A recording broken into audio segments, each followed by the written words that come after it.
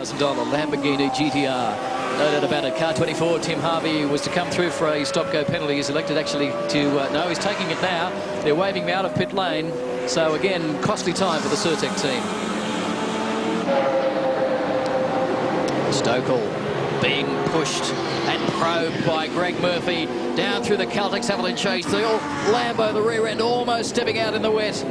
Class act from two class drivers. And of course they're battling as though it was for position. They're on different laps. In a sense, you could argue that Stokel should get out of the way and Murphy just let him go. So there it is, the Lamborghini just holding up the Monaro at the moment, although they'll be having a fantastic duel as they have all season in the Nations Cup here in Australia. Yeah, Stokel sitting back there in 16th spot. He's effectively 39, 40 laps, so he's 4 laps down. That's right. And Murphy now goes through, so he's got the run on him now, but 4 laps down. I mean, we saw the Monaro come back from some, I think, 12 laps down last year at one stage to come through and win the race. So in 24 hours, it can be done, no question about that. This is the Bathurst 24-hour endurance race, live from Mount Panorama, folks. Hope you're enjoying it live right around Australia on the 7 Network. Welcome back to the Bathurst 24-hour.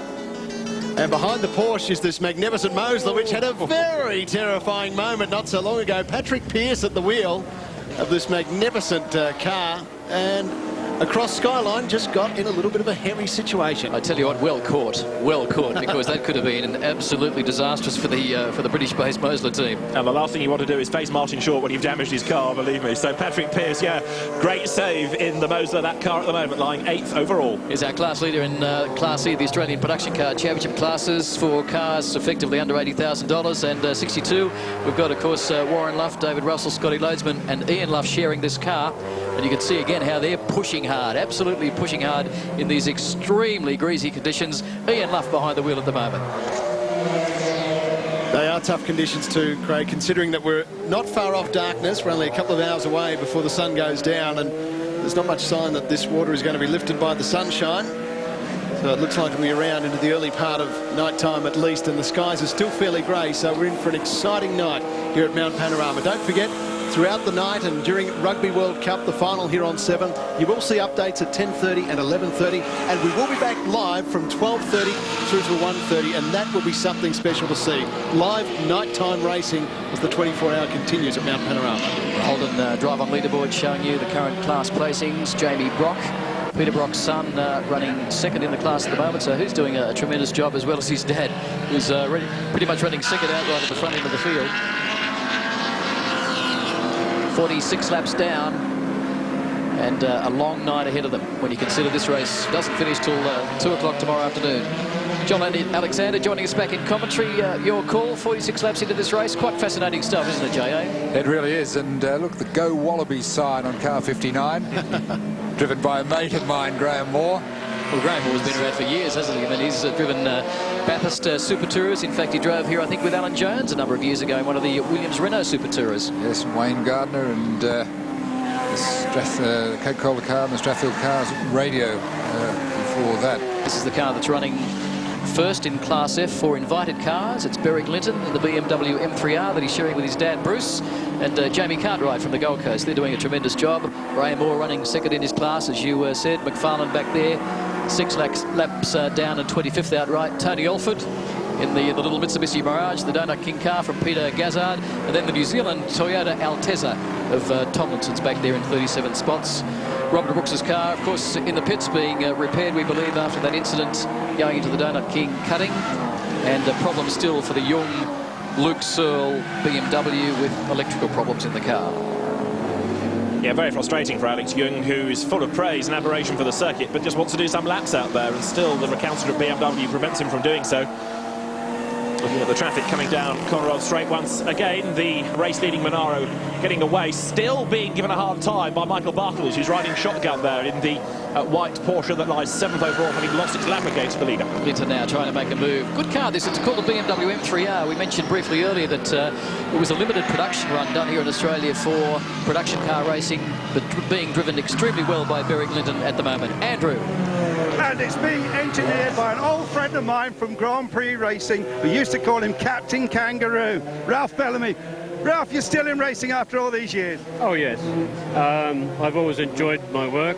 over the years, for 35 years, so why should I stop doing it? Because you worked with Jack Brabham, you worked with Bruce McLaren, and you designed some cars which won a lot of Grand Prix. That's correct, yes. Just remind us of the history. Well, I worked with Brabham up until he retired, and then I worked for McLaren for a year, and then I went back to Brabham, and then in 1973 I went to work for Lotus, and I designed a couple of quite nice cars there, and it was always exciting working with Colin, as you will know. Yes, indeed. And then I went to work for Fittipaldi in Brazil, which was a life-expanding experience. Well, thanks very much. Great to talk to you, Ralph. And your car's doing really well there. No, it's trundling around out there. It's an ideal car for this sort of event. It's a BMW M3R, and it's made for long-distance racing. Great stuff. Thanks very much. Good car, good bigger fuel tank, so less pit stops for the car, and quite a talented driver lineup too in Berwick Linton and Jamie Cartwright. Further back in the field, currently looking at car 70. Another one of the UK entries from Graham Nash Motorsport, David. Yeah, the team here last year, that car was crashed by Chris Maris at the top of the mountain last year. It's owned by Mike Newton, who's driving it at the moment. Mike races primarily these days in the FIA GT Championship in a Celine with Tommy Erdos, who's with him here this weekend. Mike's raced at Bathurst, though, in the past in the Super Touring days. Tech Porsche losing it ahead of him. That's the Peter Floyd car that's already had a lengthy pit stop. Now it has a spin and somehow has managed to keep away from anything solid, and that was a great save. Ian Donaldson behind the wheel too in the Team Kawasaki car, so he did extremely well to keep it off the Falcon Tyres wall there. But boy, I tell you what, wouldn't have given Mike Newton a fright. Absolutely. I said to you off Mike a little while ago, I'm surprised we've not had more spins. Well, there's the first of them.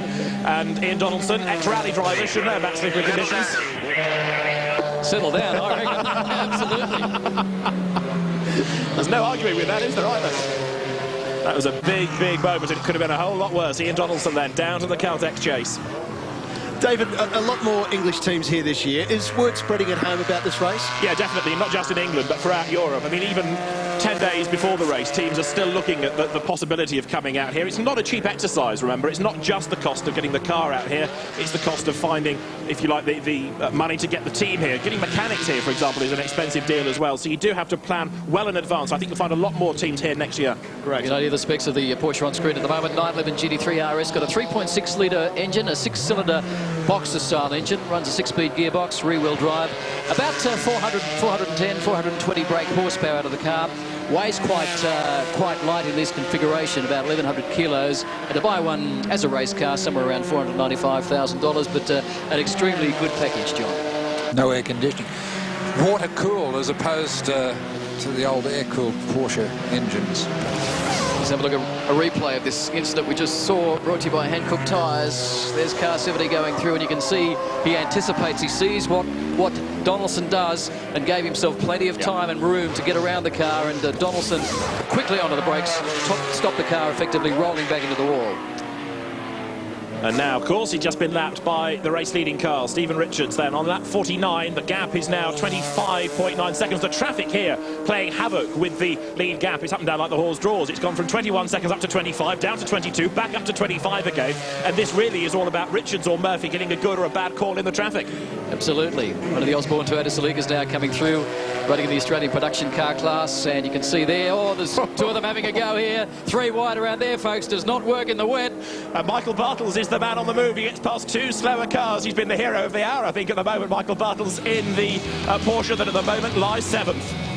So difficult conditions. Stephen Richards out in front in the Monaro, followed by the second Monaro of Murphy, then Brabham, Marshall, Fitzgerald, Bauer, Bartels and Short. Welcome back to Mount Panorama. More than 2.5 hours in, 21.5 to go until the finish of the Bathurst 24-hour race, and we've seen plenty of action. This is a fabulous battle too for 4th and 5th on the road. Marcus Marshall has got the VIP Pet Foods Porsche up into the top 4, but he's being chased down by Peter Fitzgerald in car 54. There's Marshall behind the wheel at the moment. He's done a great job this year. He's been racing Carrera Cup a number of times. Has actually taken it to the Porsche legend here in Australia, Jimmy Richards. But he's really got the eyes on. This is the car that Tony Quinn started this race earlier this afternoon, the Sunrise 7 car. And Marshall under pressure from Fitzgerald. We know the car has got wet weather tyres on, and we notice him chasing the wet weather patches on the track. So as the track now starts to dry out, the tyres will become too hot. They're running a very, very sticky wet weather compound on these particular tyres. So now he's chasing cool water to keep the tyres cool. That's allowed Fitzgerald to close right up. And so has the traffic. Marcus Marshall there being very badly held up through the VB Dipper, coming now down the hill. Eventually the traffic gets out of the way, but he's now got Peter Fitzgerald right up behind him. The next question, of course, is with these tyres needing to be cooled, how much longer does Marcus Marshall stay out there before he makes the call and comes in for slicks? Well, Marshall, the current Group B leader, Group 2 of Nations Cup. As you can see him now winding down Conrod Straight, Fitzgerald running in the outright class, but very similar spec car, except changes to the Fitzgerald exhaust pipe and spring and strut combination. Back down to the pits to Andrew Marriott. Yeah, I'm sitting here with Paul Morris. He doesn't really want to take his eyes off the screen. Paul, you had a great first stint. It was really good. The car was good, and just watching Fitzy now battle the Quinn car. So the Falcon tyres have just got the edge out of the Michelins as the track's drying out. Yeah, just talk us through it, if you will.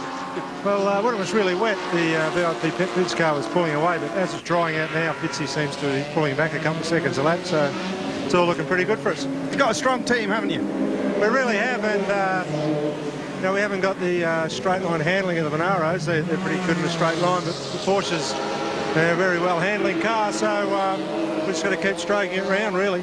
How difficult is it to drive? Because back in England, I used to show a lot of shows with you racing in the 2-litre BMW, of course, and doing so well. I think it was in the Diet Coke car, wasn't it, back then?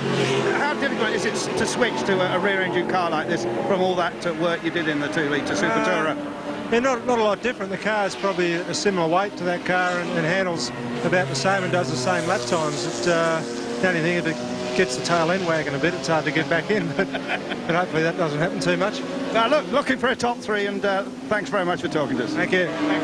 Drove a Ferrari here last year, shared one of the Prancing Horse Ferraris, but unfortunately went out with engine failure, but back in a much more better situation at this stage of the race this year, David. Absolutely right, and Peter Fitzgerald also making amends for last year when, of course, he wrote a car off in the first qualifying session at the top of the mountain. Richard, your race leader. There's the Holton leaderboard from Greg Murphy. The gap 20 seconds. Then Pater in the Ferrari back there in third. The first of the Group B cars. That's Marshall in the VIP Petford's car from Fitzgerald. John Bow. Gee, I tell you what, he's had a long stint in the BMW M3 GTR from Olsen. And then Patrick Pearce, 8th, 9th is Mike Newton's car, in 10th is Condorius Angelo, 11th, and Paul Stokel up into 12th in the Lamborghini. A great fight back. Yeah, that's he's come all the way back through from 20th spot, I think, at one stage. There's Cramp in the BMW, the GT Performance class. Donaldson well back too, one of the outright contenders. Then Smith, Young, Roland, Graham Moore, first of the Invitational class cars, in fact running second on the road in that category. James Phillip, the new Falcon GT. This enormous field at Mount Panorama for the 24-hour endurance race. 51 laps down. We don't know what they're going to do. Somewhere around 500 odd, we would say, in about 3,200 or so kilometres. It's like a Sydney to Perth sprint race as Fitzgerald puts a lot of pressure now on Marcus Marshall. They're going to run nose to tail down Conrod Straight. Is Peter Fitzgerald going to be close enough there to have a go as they approach Caltech Chase this time? Marcus Marshall, I think, has just managed to get enough of a gap as they blast down the straight to be able to hang on to this, but Fitzgerald is closing as they're about to sweep right into the first part of the chase. The two Porsches getting closer to one another. Fitzgerald has the difficult task, though, of getting past by going offline. He needs to pressure Marcus Marshall into a mistake, and Marshall, a very, very good driver indeed. Isaac will make one. Down to the end of the lap then, into VIP Pet Foods corner they come, and Marcus Marshall is still able to keep Peter Fitzgerald at bay. Still chasing that cool water to try and keep those tyres cool. You can see that he's struggling on the Michelins, the soft compound Michelins compared to the Falcon tyres that Fitzy's got. And this is the battle, folks, for 4th and 5th. Again, chasing the puddles, moves over on the inside, wants to hang in there, doesn't want to come into the pits. It doesn't suit their pit strategy at the moment, so he's got to stay out there as long as he possibly can. And that's also what John Bow is doing. He's got 22 minutes left of driving before he goes over the maximum permitted time, and he's trying to coincide that with the right moment to come in onto slick tyres. That's the view from the back of Marcus Marshall's Porsche, though. Peter Fitzgerald is getting closer and closer, and they've also got traffic to worry about here, Craig. Yeah, this is a fabulous battle, folks, isn't it? The 24-hour endurance race always throws up these different sort of cars, different makes, models, slow traffic, fast traffic. There's the Certec Porsche. Fitzy now, who won here in 1997 with Jimmy Richards. Same coloured car, but different specs at that time. Took out the 3-hour showroom showdown in a tremendous battle with the Ferrari of Neil Crompton's by 0.2 of a second. Locks up the inside. shuts the door. Marshall shuts the door, but he's hung out to dry. Now it's a drag race. Marshall's on the inside. Up they run towards Falcon Tyres. Fitzy is forced to yield. Marcus Marshall had the line, but they've also got Jonathan Rowland's Certec car ahead that they need to lap. Now Rowland has got to get out of the way, otherwise Marcus Marshall's going to be compromised. He dives through on the inside. He goes ahead of Rowland, and Peter Fitzgerald just gets past. Slight hesitation. You can't blame him for it, though. And Peter Fitzgerald, I reckon, has lost a length, possibly 2 there, to Marcus Marshall, but there's another back marker ahead of them now. Absolutely. I mean, this is brave stuff for a 24-hour race under these conditions to be doing this sort of stuff through lap traffic. This is brave stuff. Marcus Marshall broke a clutch in this car last night, so brand new clutch went into this car before the start of today's race. Fitzgerald trying to chase him down. Andrew, what have you got for us? I've got another interview, Grant. What's happening to your car? It's a great battle. Look, it's going really well. We're just looking at it now. We've got the arch enemy Fitzy behind us. We just passed him, and Marcus is dynamite in these conditions, you know. I'm just the poor old seat filler. They dialed 1-800 fill a seat, and they got me. Hey, look, you've got Clarkie here with you. I think you should do the interview, isn't mine? Oh, okay. Rightio, Clark, so what do you reckon we should do? We should just go out here and I think you should go next because we're making some pretty good grounds in these conditions and you guys drive these cars all the time, I don't. Well, I'd leave Marcus in it if I were us. He's done a fantastic job. But yeah, I think it'll be a fight between you and me who's going to go out next. I'll go rock, paper, scissors and, oh no, in fact, I'll just give it to you. You know what we do in television? Cut, that's enough. Fun and games in the VIP Pitfords pit area, and of course Grant has only done 6 laps in this car. Well, hasn't he had a busy weekend? He's been here working for us in pit lane. He'll have a drive a little bit later tonight. And he's also working here for our Sunrise program as well. Stephen Richards leads them. Murphy, the 2 Monaros out in front. Back in a sec.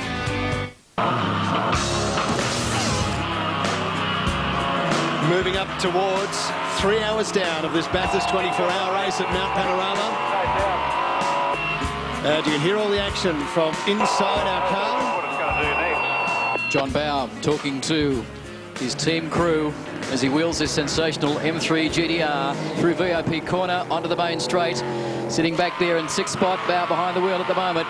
A car, remember, folks, that they only got here in Australia 10 days ago. Now, JB2 is running out of time, isn't he? He's got to get out of this car before the 3-hour mark. Yeah, certainly he cannot drive any more than 3 hours in one stint. He must have at least 1 hour's rest, and he can do no more than 9 hours cumulative in the total time of the 24-hour race. And what he wants to try to do is coincide that stop with when it's slick tyres, but I reckon it's raining outside again. Look, the wiper is back on the BMW yet, so all of those teams that came in or are thinking about coming in, I should say, for slick tyres are going to rue that. They need to stay out for a bit longer on the wets. The weather is deteriorating once again at Mount Panorama. It's not just the cars, it's not just the drivers, it's not just the engine size that's important this weekend. It's whether you can second-guess the heavens now. Yeah, and of course, most of these teams around here have had plenty of experience in the last few seasons about Mount Panorama, but I'll tell you what, you never know, John, what it's likely to throw up, do you? No, this really is a very, very tricky situation because you can see the track drying out. You could be thinking about, will this enforced stop before the 3 hours coincide with going to slicks? And now that's all turned to mud. Now wheeling this car through 5-litre V8, one of only 6 built in the world. I think only 2 with a 5-litre engine. Not a lot of horsepower, really, about 450 horsepower out of it. It does run 31mm air restrictors, as they do in international competition overseas. About 100-litre fuel tank, so 35 to 38 laps is the pit window. JB stiffened the car up quite dramatically in the suspension when he got here to Mount Panorama. Did some testing in it at Winton and Calder. Thought it was quite quick. Went softer in the suspension, but have gone the other way since they've got here at Bathurst. It runs a 6-speed H-pattern Hewland type gearbox. Sensational car to look at, and just a glory. Built by Prototype Technologies Group, Tom Milner's team. The Moser, in the meantime, lying in 8th place at the moment. Patrick Pearce behind the wheel of the car. We saw it have that big slide at the top of the mountain a little while ago. Patrick Pearce racing here for the first time. He's only had really one race in this car. That was a club race in the dark at Donington a month ago to get him some experience of the car and also racing at night. Well, here he's got to experience it in the wet, and you can see how the car squirms around as he tries to apply the power and then anchor it up for Caltex Chase. Again, a little bit of lock needed, a bit of correction there to get the car back in a straight line. Patrick Pearce, a great young talent in GT racing, though. Car that won the British GT Championship earlier this year too for Martin Short, as we ride with him down to VIP corner, moves through all, runs wide. You can see he's gone in there too hot. Kept it together though, but really struggling for grip. Yeah, in a sense here, Craig, you've got the two ideals, because that car, as you rightly say, run by Martin Short's Royal Centre Racing team, did win the British GT Championship outright, and Patrick Pearce won GT Cup driving a Porsche. So you've got the champion team and car and a champion driver, and put them all together, and it's a good package this weekend. I wonder why he's pushing so hard. I mean, the car is absolutely on the edge, has been for the last half lap or so. We saw him have a major moment at Skyline. And you can actually see water dripping in too. So he's, as the rain continues to pour down at Mount Panorama, he's certainly pushing hard. Yeah, he's lapping a little bit slower, I should say, at the moment than is the Michael Bartels Porsche ahead of him. So he's really got to try to catch up to the Porsche ahead. Down at the moment in 8th place, Martin Short's car, driven by Patrick Pearce. He can't afford to lose too much time, though. That's the problem to the Michael Bartels Porsche, so he's got to try and press on as best he can. Absolutely gorgeous car. Built in America by Warren Mosler, fitted with a 5.7-litre Chevy Corvette-based engine. Not a lot of horsepower again. I don't think they get out of these cars, do they? Some 450 around there, but quite a light car, and of course aerodynamically absolutely superb. And Warren Mosler is here as well this weekend. I just wonder whether you might see some more Moslers in Nations Cup next year. Been a lot of interest, and I know one particular Queensland driver, I won't tell you his name, but he's an abalone diver. I know has been very serious about maybe picking up a Mosler for next year. Whoa, again. Very, very slippery conditions, and brave stuff so early into a 24-hour race under these conditions. It's quite clear that the word from Martin Short is that we're going for the outright win, lose no track time. Well, that's right, and also, of course, what they've got to do is try to compensate, in a sense, for the other drivers that may not be able to match their time. So that, again, is another reason why they're pushing on like this. Patrick Pearce then now down to the Falcon Tires elbow, swings left, back on the power. You've got to be a little bit careful here. You can't just floor the throttle, otherwise the car will take off without you. And headlights on. Patrick Pearce now down Conrod Straight. The race leader remains Stephen Richards on lap 56 of the Bathurst 24 Hours, and this car is a lap behind, down at the moment in 8th place. 27 seconds a gap between first and second, as again we go through all the classes for you folks. This is a class race as much as an outright race, and right throughout the 24 hours we'll be keeping you up to date with all the class action, not just at the front of the field, but right through, including the tiny 4-cylinder sports touring cars and the invitational class cars as well. Just that gap between the two leaders opening up again. We had it down at 20.9 seconds a few laps ago, Craig, and it's now up, as we say, to over 27 seconds once again, and it really is down to the traffic. If you get a bad run across the top of the mountain, it can really ruin your lap, and that, I suspect, is what's happened to Greg Murphy on more than one occasion. Looks like Marcus Marshall has seen off the Peter Fitzgerald attempt, although there's not a lot of time between them on the road at the moment. But Marshall's still sitting there at first of the Group B cars and up to 4th outright. A sensational effort, really. Yeah, fantastic. And Marcus Marshall, somebody that hopefully will come across into Europe in the future and do some more racing there. I know he's raced Formula Renault in the UK, and I know he's also gone to America when he drove one of the Porsche Super Cup VIP cars and was very impressive there as well. A great talent, Marcus Marshall. Yeah, certainly one that people in Europe and the rest of the world should take note of. Many years in Australian Formula Ford, and certainly in the early years of his career, he never actually shone all that much, but the last 2 or 3 seasons certainly. And once he jumped into Carrera Cup, it was a real surprise. No one really expected Marcus Marshall to be in a position to take it up to the Jimmy Richards of the world. Stephen Richards, the race leader in the Just Cars Insurance Monaro, as he romps up Mountain Straight. Superb car, engineered by Gary Rogers Motorsport, designed and developed in-house.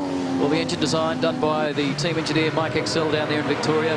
Debuted this car last year at Mount Panorama. No one had seen it on the racetrack. Everybody laughed at the fact that a Monaro could outrun a Porsche for 24 hours. And indeed, they led the race early, then had a number of problems with the car, minor problems, fuel pickup problems, an accident in the middle of the night. From 12 laps down, they came through to win the race. And people stopped laughing, didn't they, on the Sunday afternoon, because that was the proof you can do it straight out of the box. Look how wet it's becoming, though, once again, at the top of the mountain here. Stephen Richards working his way through the traffic. The advantage he's got remaining at 27 seconds over Greg Murphy second.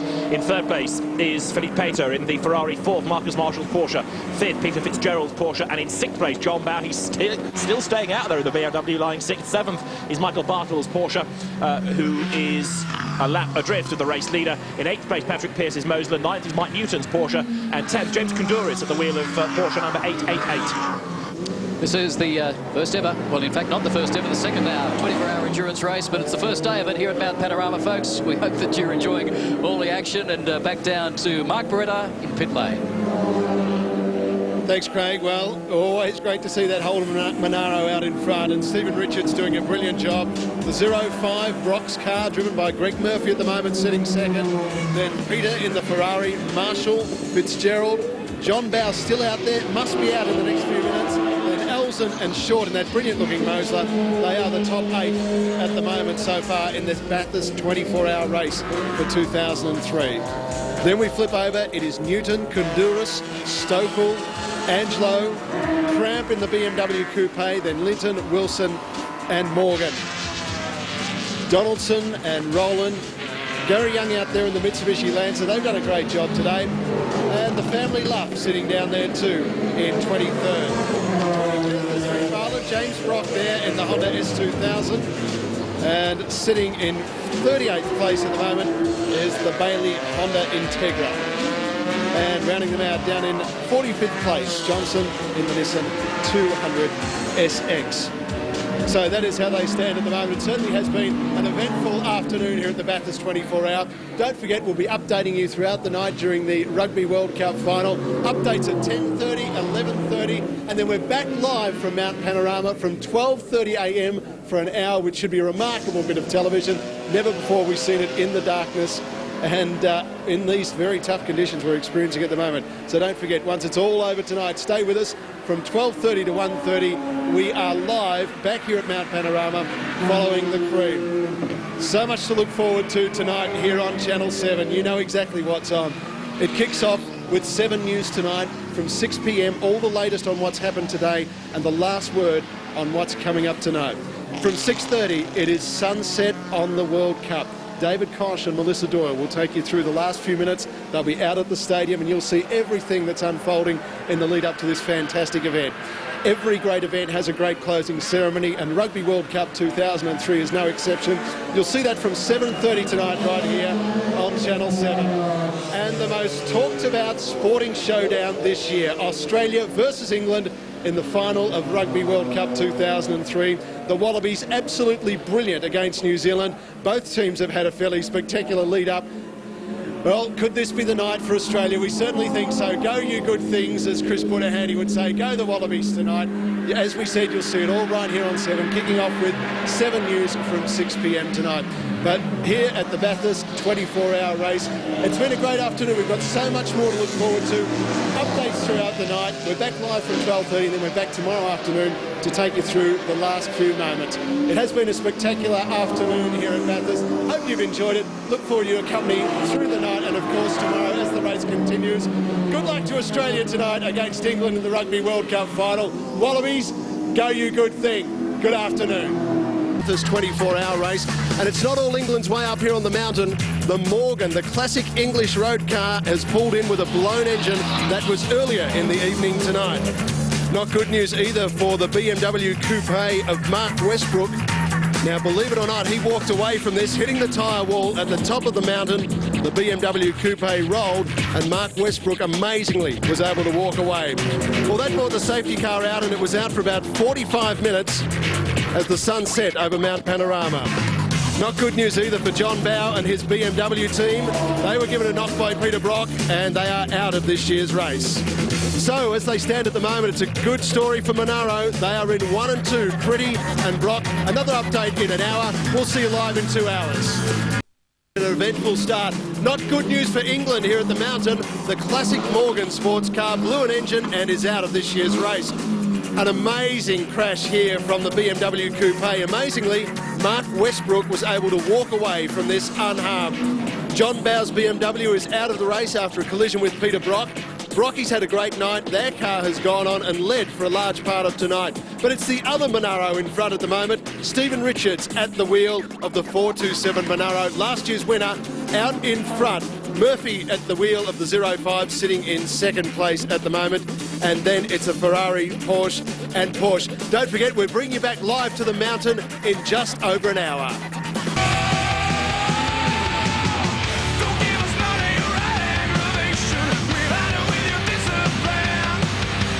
Saturday,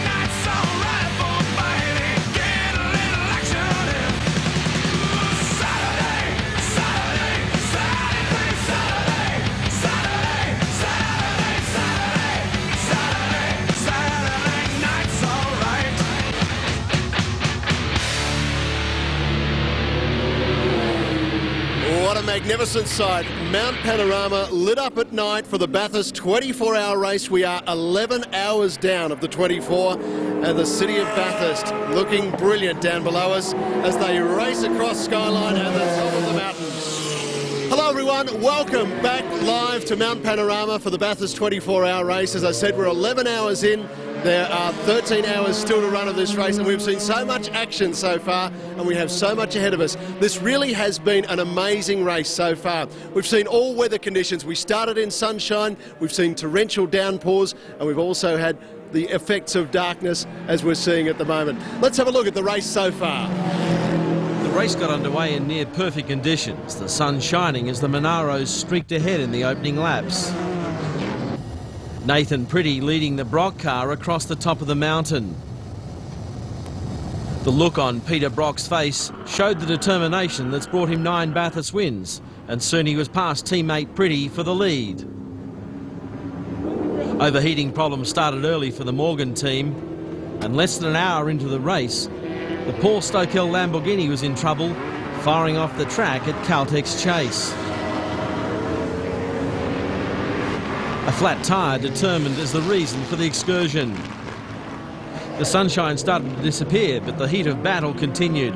Robert Brooks' BMW tangling with Tony Quinn's Porsche at the cutting, bringing out the safety car. With the field under yellows, the heavens opened. Teams poured into the pits for wet weather tyres.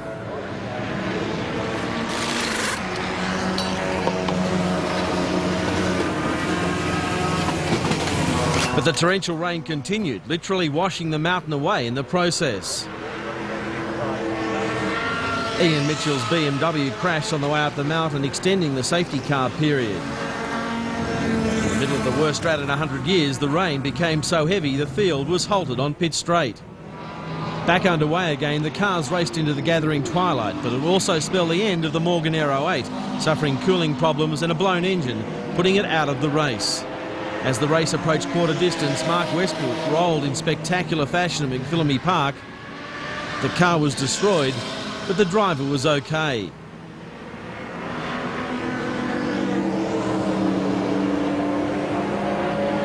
As a long safety car period came to an end, more problems for the PHR BMW, stopping at Reed Park in a precarious position.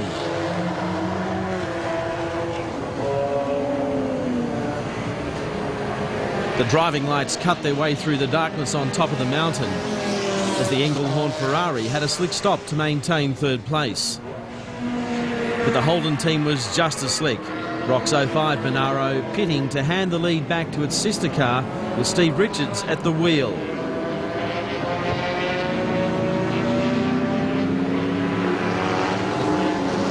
The Monaros stretched their lead as the night wore on, Richards holding the advantage over the sister 05 car, heading towards half-race distance. So 1 hour to go until we hit the halfway mark of this Bathurst 24-hour race for 2003. And this is how they stand. Great news for Holden fans. The Monaros are 1 and 2. Greg Murphy has the 05 car out in front. Then last year's champions, Garth Tander behind the wheel at the moment in second spot. Then the Ferrari of Brabham, Paul Morris in the Porsche. And then the Porsche of the Marshall Group. We go down to Pearce and Donaldson. So that's how they are, the top 8 at the moment. As we take a look, in 9th spot is Jenkins in the Ferrari F360. Freestone in the Porsche. Boylan in the BMW. King out there at the moment in the BMW M Coupe. And Jackson in the BMW M3R. Boland, Holt and Hastings. 17th is Yulden. Then we move through. Down in 22nd spot is Bosniak in the Holden Commodore VX. And over the page we go. Number 25 at the moment is Osborne in the Toyota Celica SX. Newton there in the Porsche 911 in 27th spot. Chanda in 31st in the Falcon. And then we go down to Shaw in the BMW M Coupe in 34th place. Coulthard in 37th in the HSV GTS. And in 40th place at the moment, Hooker out there behind the wheel in the Nissan 350Z. Well, one man who's been working very hard for us this weekend, he not only works for us in the pits, but also out behind the wheel, is Grant Denyer, our Sunrise weatherman. Grant, you're about to jump behind the wheel of the VIP Pet Foods Porsche. Yeah, second stint in a row, and looking at the way that rain came through, we've had a competition on Sunrise to give somebody the lucky chance to have a hot lap. I think I'd pay for them to jump in and take the ride at the moment, because the conditions out there aren't nice. I haven't been driving this Porsche long enough to be doing it in these conditions. It's worth $250,000. Now, just describe to us, what are the conditions like out there? I mean, now you're out there around the top of the mountain in the darkness and with the risk of rain as well. Yeah, look, it's not too bad. You got to have, when your lights are on high beam, it's okay. But the problem is like on normal road conditions, you don't want to annoy anybody, and so you try and keep them down. In which case, the walls are very close. You scrape the mirrors down the side, and you take some big risks. Some of the cars are a little bit hard to get past. So, like the Moser, the thing feels like 8 foot wide. So you got to barge your way through, which is not really the best way to do it in a 24-hour race. But I tell you what, it's a great deal of fun, and I'm really looking forward to Sunrise. Well, you drove brilliantly in your first stint. You happy with the way that went? Yeah, we really can't argue. The times we're doing are fantastic. We're shaping up to having a great battle for fourth place at the moment. The team behind us are closing. We're closing on fourth place. So it's shaping up to be a bit of a do-or-die affair. Sadly, we had the air filter fall off in the last 20 minutes of my stint, which dropped our times off, but which meant we couldn't challenge for fourth. But we're back in the game now. Marcus Marshall's behind the wheel, and he's the gun of the Carrera Cup Championship. So we're in good hands. All right, Grant, take some matchsticks and keep those eyes open. Yeah. Good luck. We'll let you go. Great, about to get behind the wheel of the Porsche. That'll be very interesting. Well, working in the pits in Grant's absence is Andrew Marriott, a man who has been doing 24-hour races since 1965. Andrew, good to have you back tonight. Yeah, thanks very much. You have to pace yourself, you know. Well, Gary Rogers, a man, is pacing himself. What a fantastic run. You're almost halfway there, and they haven't missed a beat. Well, we don't want to speak too soon, Andrew. I mean, it is almost halfway there, but halfway, there's still 12 hours to go, even at halfway. But look, so far, we've been blessed. The drivers, we've had, you know, the pick of the drivers. They're as good as any in the world, I'd say, and my crew of guys have put, you know, the cars together really well. Our stops have been good. We haven't hurried anything, but, you know, at this stage, we're rocking along okay. But what about the Bathurst weather? Look what it's thrown at us, 2 thunderstorms. Oh, yeah, lovely, isn't it? Last year we didn't use one weather tyre. This year we've hardly used a dry. But, I mean, it's just, it can be like that up here. And I think for the viewers that have watched from year to year, I think they'd certainly agree with that. And what about the strategy now on in? Because that Ferrari's still just there, isn't it? I mean, it's just keeping you honest. Ferrari's doing a very good job. And I think, you know, with 12 hours to go, our strategy will be to maintain the lap times as we are in the wet and the dry.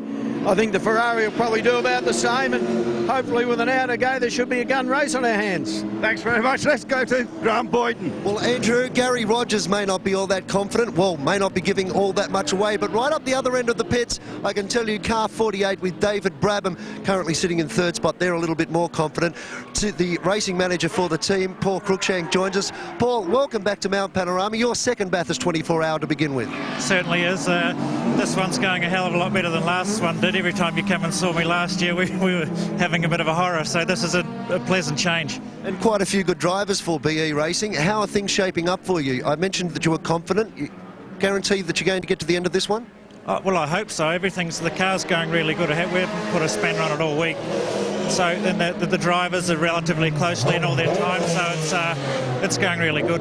What do the drivers think of the car? Are they happy with the setup so far? Yeah, it's been pretty good because the balance in the wet and the dry has been pretty good. The last set of tyres we put on for David, who's out there at the moment, has not been quite as good, but it's coming good now as the track's getting a bit drier. So we're in pretty good shape, I think. Paul, thanks very much for your time. Thanks, mate. And thank you, Grant. 45 cars started out earlier this afternoon. No, thank you. 175 drivers from 11 nations are out on the track. We're seeing some spectacular action. We'll take you out onto the track right after this break.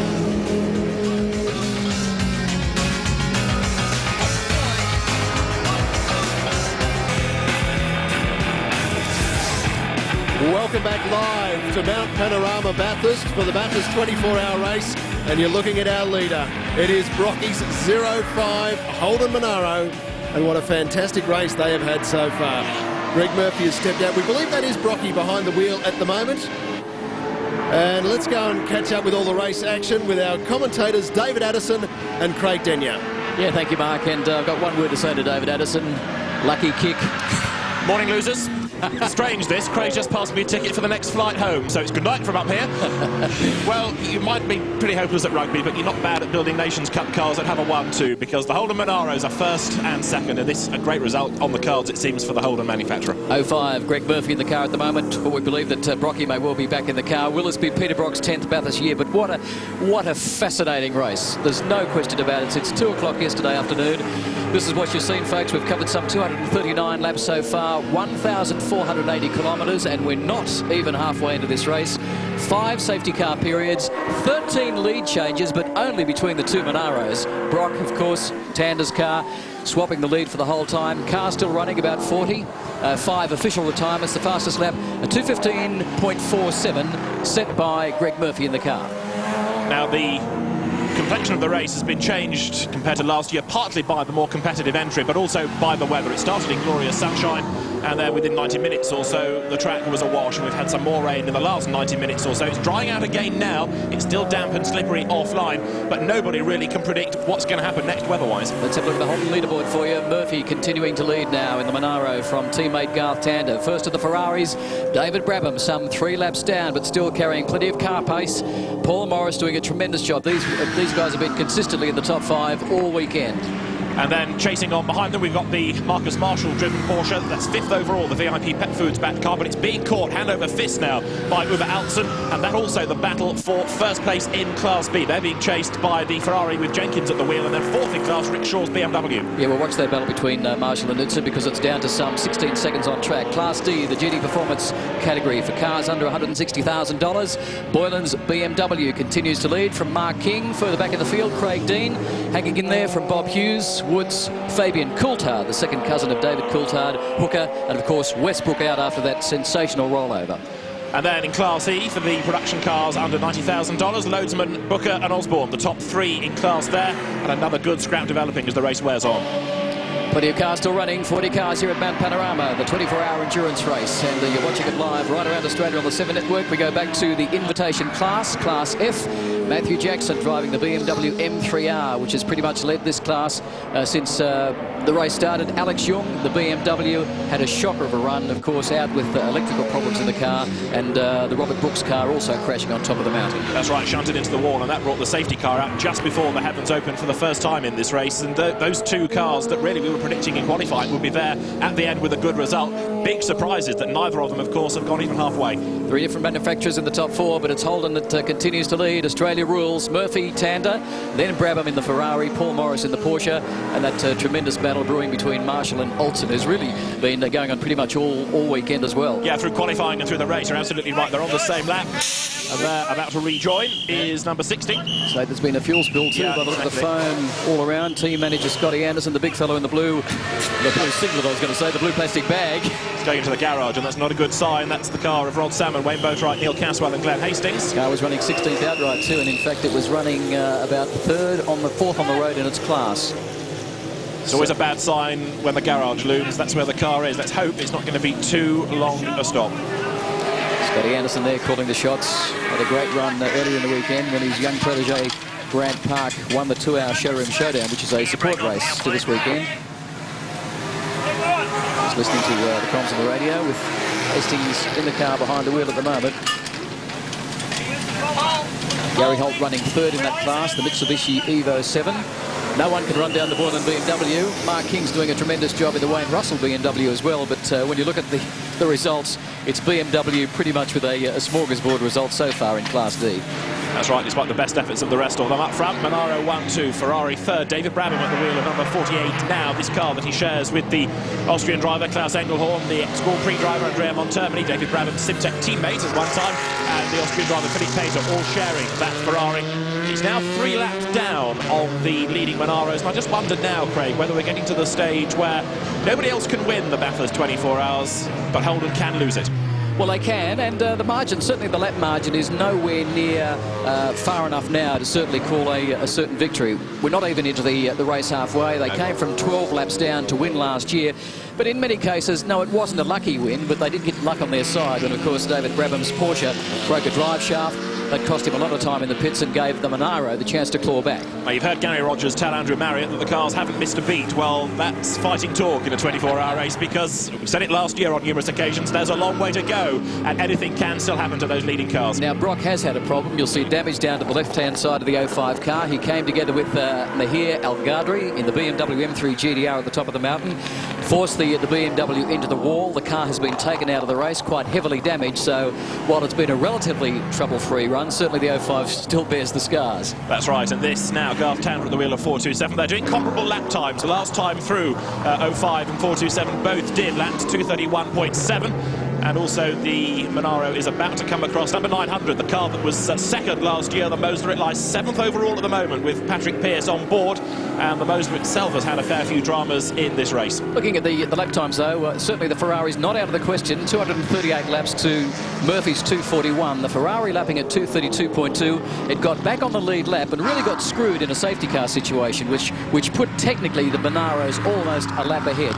Just the luck of the safety car situation under extremely wet conditions here, the BMW crashing on top of the mountain. So effectively, Brabham could well have been truly in the top two rather than where he is now. Exactly, but what he now needs is for the Monaros to have a problem. He needs them to have a puncture. He needs them to muck up on the fuel strategy. He needs a spin. He needs something that will lose them a lap or two. That's going to get him back in the hunt. Morris back there in fourth in car 54. Pretty much a trouble-free run so far on the John Chulandone car, all turning fairly consistent lap times too. The VIP Pet Foods Porsche has had a couple of problems. They had the airbox come off where it lost its top end range for about 20 minutes, dropped its lap times, and then Tony Quinn in the last downpour brushed the wall with the car, which caused a pit stop while they changed over to wet weather tyres and pulled the tyre off the guard. But a sensational battle brewing in Class B. Road drying out, and Garth Tander, as he came over the start and finish line that time, I should say, going for a wetter part of the road, trying to cool down those wet tyres. He doesn't want to make a stop out of sequence. So, live action from Mount Panorama, the mighty Monaro doing it beautifully here at the moment. And Murphy behind the wheel of 05. Garth Tander has had a long stint at the wheel of 427, the other Monaro. And then we've got the Brabham Ferrari, Morris in the Porsche, then another Porsche with Marshall behind the wheel, another Porsche with Ulson behind the wheel, then the Mosler with Pearce driving and Donaldson in a Porsche. Plenty more live action from Mount Panorama is coming up shortly. There you see our top 16 so far. It is hot racing, 40 cars left in the field. Back at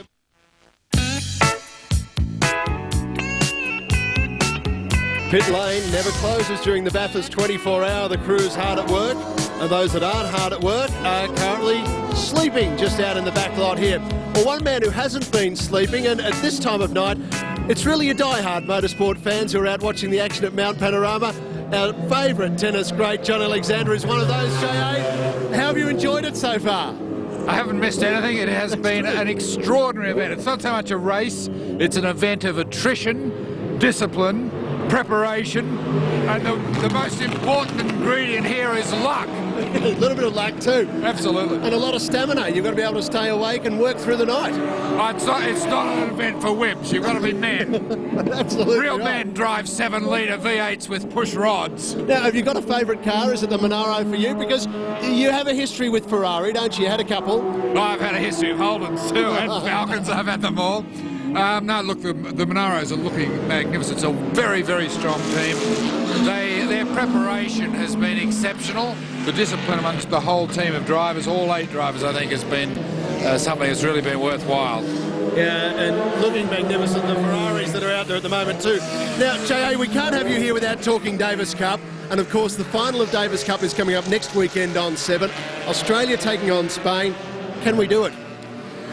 Yes, I think we go in as favourites because of our form on grass there, preparing a beautiful grass court at Melbourne Park. Mark Philippidis is finalist at Wimbledon this past year, Leighton winner the year before. They're very, very keen, they're committed. The Spanish boys looked very, very tired when they played in Houston just a week ago in the World Championship finals. They've had a long trip to come down here. They've not given themselves a lot of time to prepare. They're only arrived in Melbourne today. But it'll be an interesting event. There's no doubt that every match is up for grabs. All right, Brocky taking a pit stop there. J.A., great to see you here. It's a real marathon effort by you. Let's see how long you can stay up and enjoy all the action here. Thank great you, to see you. And Brocky taking a pit stop, Craig. Yes, race leader Peter Brock in the pits now. As the car that's led this race for the last hour or so since the last safety car period anyhow comes in. Crew checking the rear end of the car. We'll listen to the radio for you. Please lift the bonnet and have a look under the engine bay. Well, there you are. Clear words from team manager. While we've got the time, have a look under the engine bay. Check that everything's okay. Is there a problem with the car? I reckon there is, because that's a concerned face there for the mechanic. They aren't doing this just for fun. There is some problem or some hint of a problem. Looking into the car, I still think it's Greg Murphy in that. Looking at it's a full face helmet, not the open face helmet that Brocky wears. Andrew Marriott's no doubt on the scene, ready to try and find out what the problem is. Send him back over the line. Shut the bonnet. Send him back over the line. Andrew Marriott, you're on the spot. What's happening down there? Yeah, the car is accelerating out of the pits. They did actually have a little bit of a problem with the windscreen wipers. There's just a bit of an underbody check. I can probably get Murph now. Murph, can I just grab you? Murph is still just debriefing here with the team boss, Gary Nelson, and maybe we can just get a very quick word with him. Fantastic stint. Yes. Yeah, they're just talking about the fuel there. You went to the reserve. You were really doing a bit of an economy stunt there. Yeah, I was waiting for it to run out of juice because obviously the track was dry and running around those poor wet tyres, they were becoming fairly second-hand fairly quickly. So it was becoming fairly entertaining, and you know, we weren't going that quick, and the car, I mean, we should be doing dry times now, but we wanted to run to the end of the tank to make sure it all worked, and obviously we didn't want a short stint at either, wanted to go as far as it possibly could, so we just hung out there, and it was fine. How's the traffic at the moment? It varies. It varies from lap to lap, but some guys are really good, some guys aren't so good, but you know, it's tough. It's pretty tough conditions, and you know, especially this time of the night and everything as well. You know, most guys are doing pretty good. We haven't had too many incidents. Oh, the cars, could they just have the bonnet up for a second? Yeah, we're just having a look, basically a safety check, just to make sure everything's okay, and just having a good look around it. I mean, it's you know, we've got to take our time and make sure everything's fine. If we see any problems, we can fix them. But so far, the car's running very, very, very well. Thanks very much, and man, having a fantastic 8 days.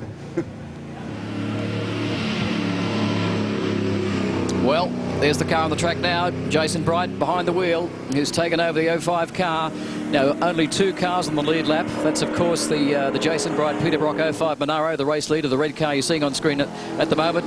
And last year's winning car, the 427 numbered car with Garth Tander behind the wheel, and then Brabham's Ferrari. And at the end of this lap, of course, from Jason Bright, we'll get an idea of what sort of flying lap time he can do relative to that of Tander. There in the pit lane, number 71, the Peter Boylan BMW. Yeah, class leader in the GT Performance class for cars under $160,000. Jeff Morgan jumping in behind the wheel now.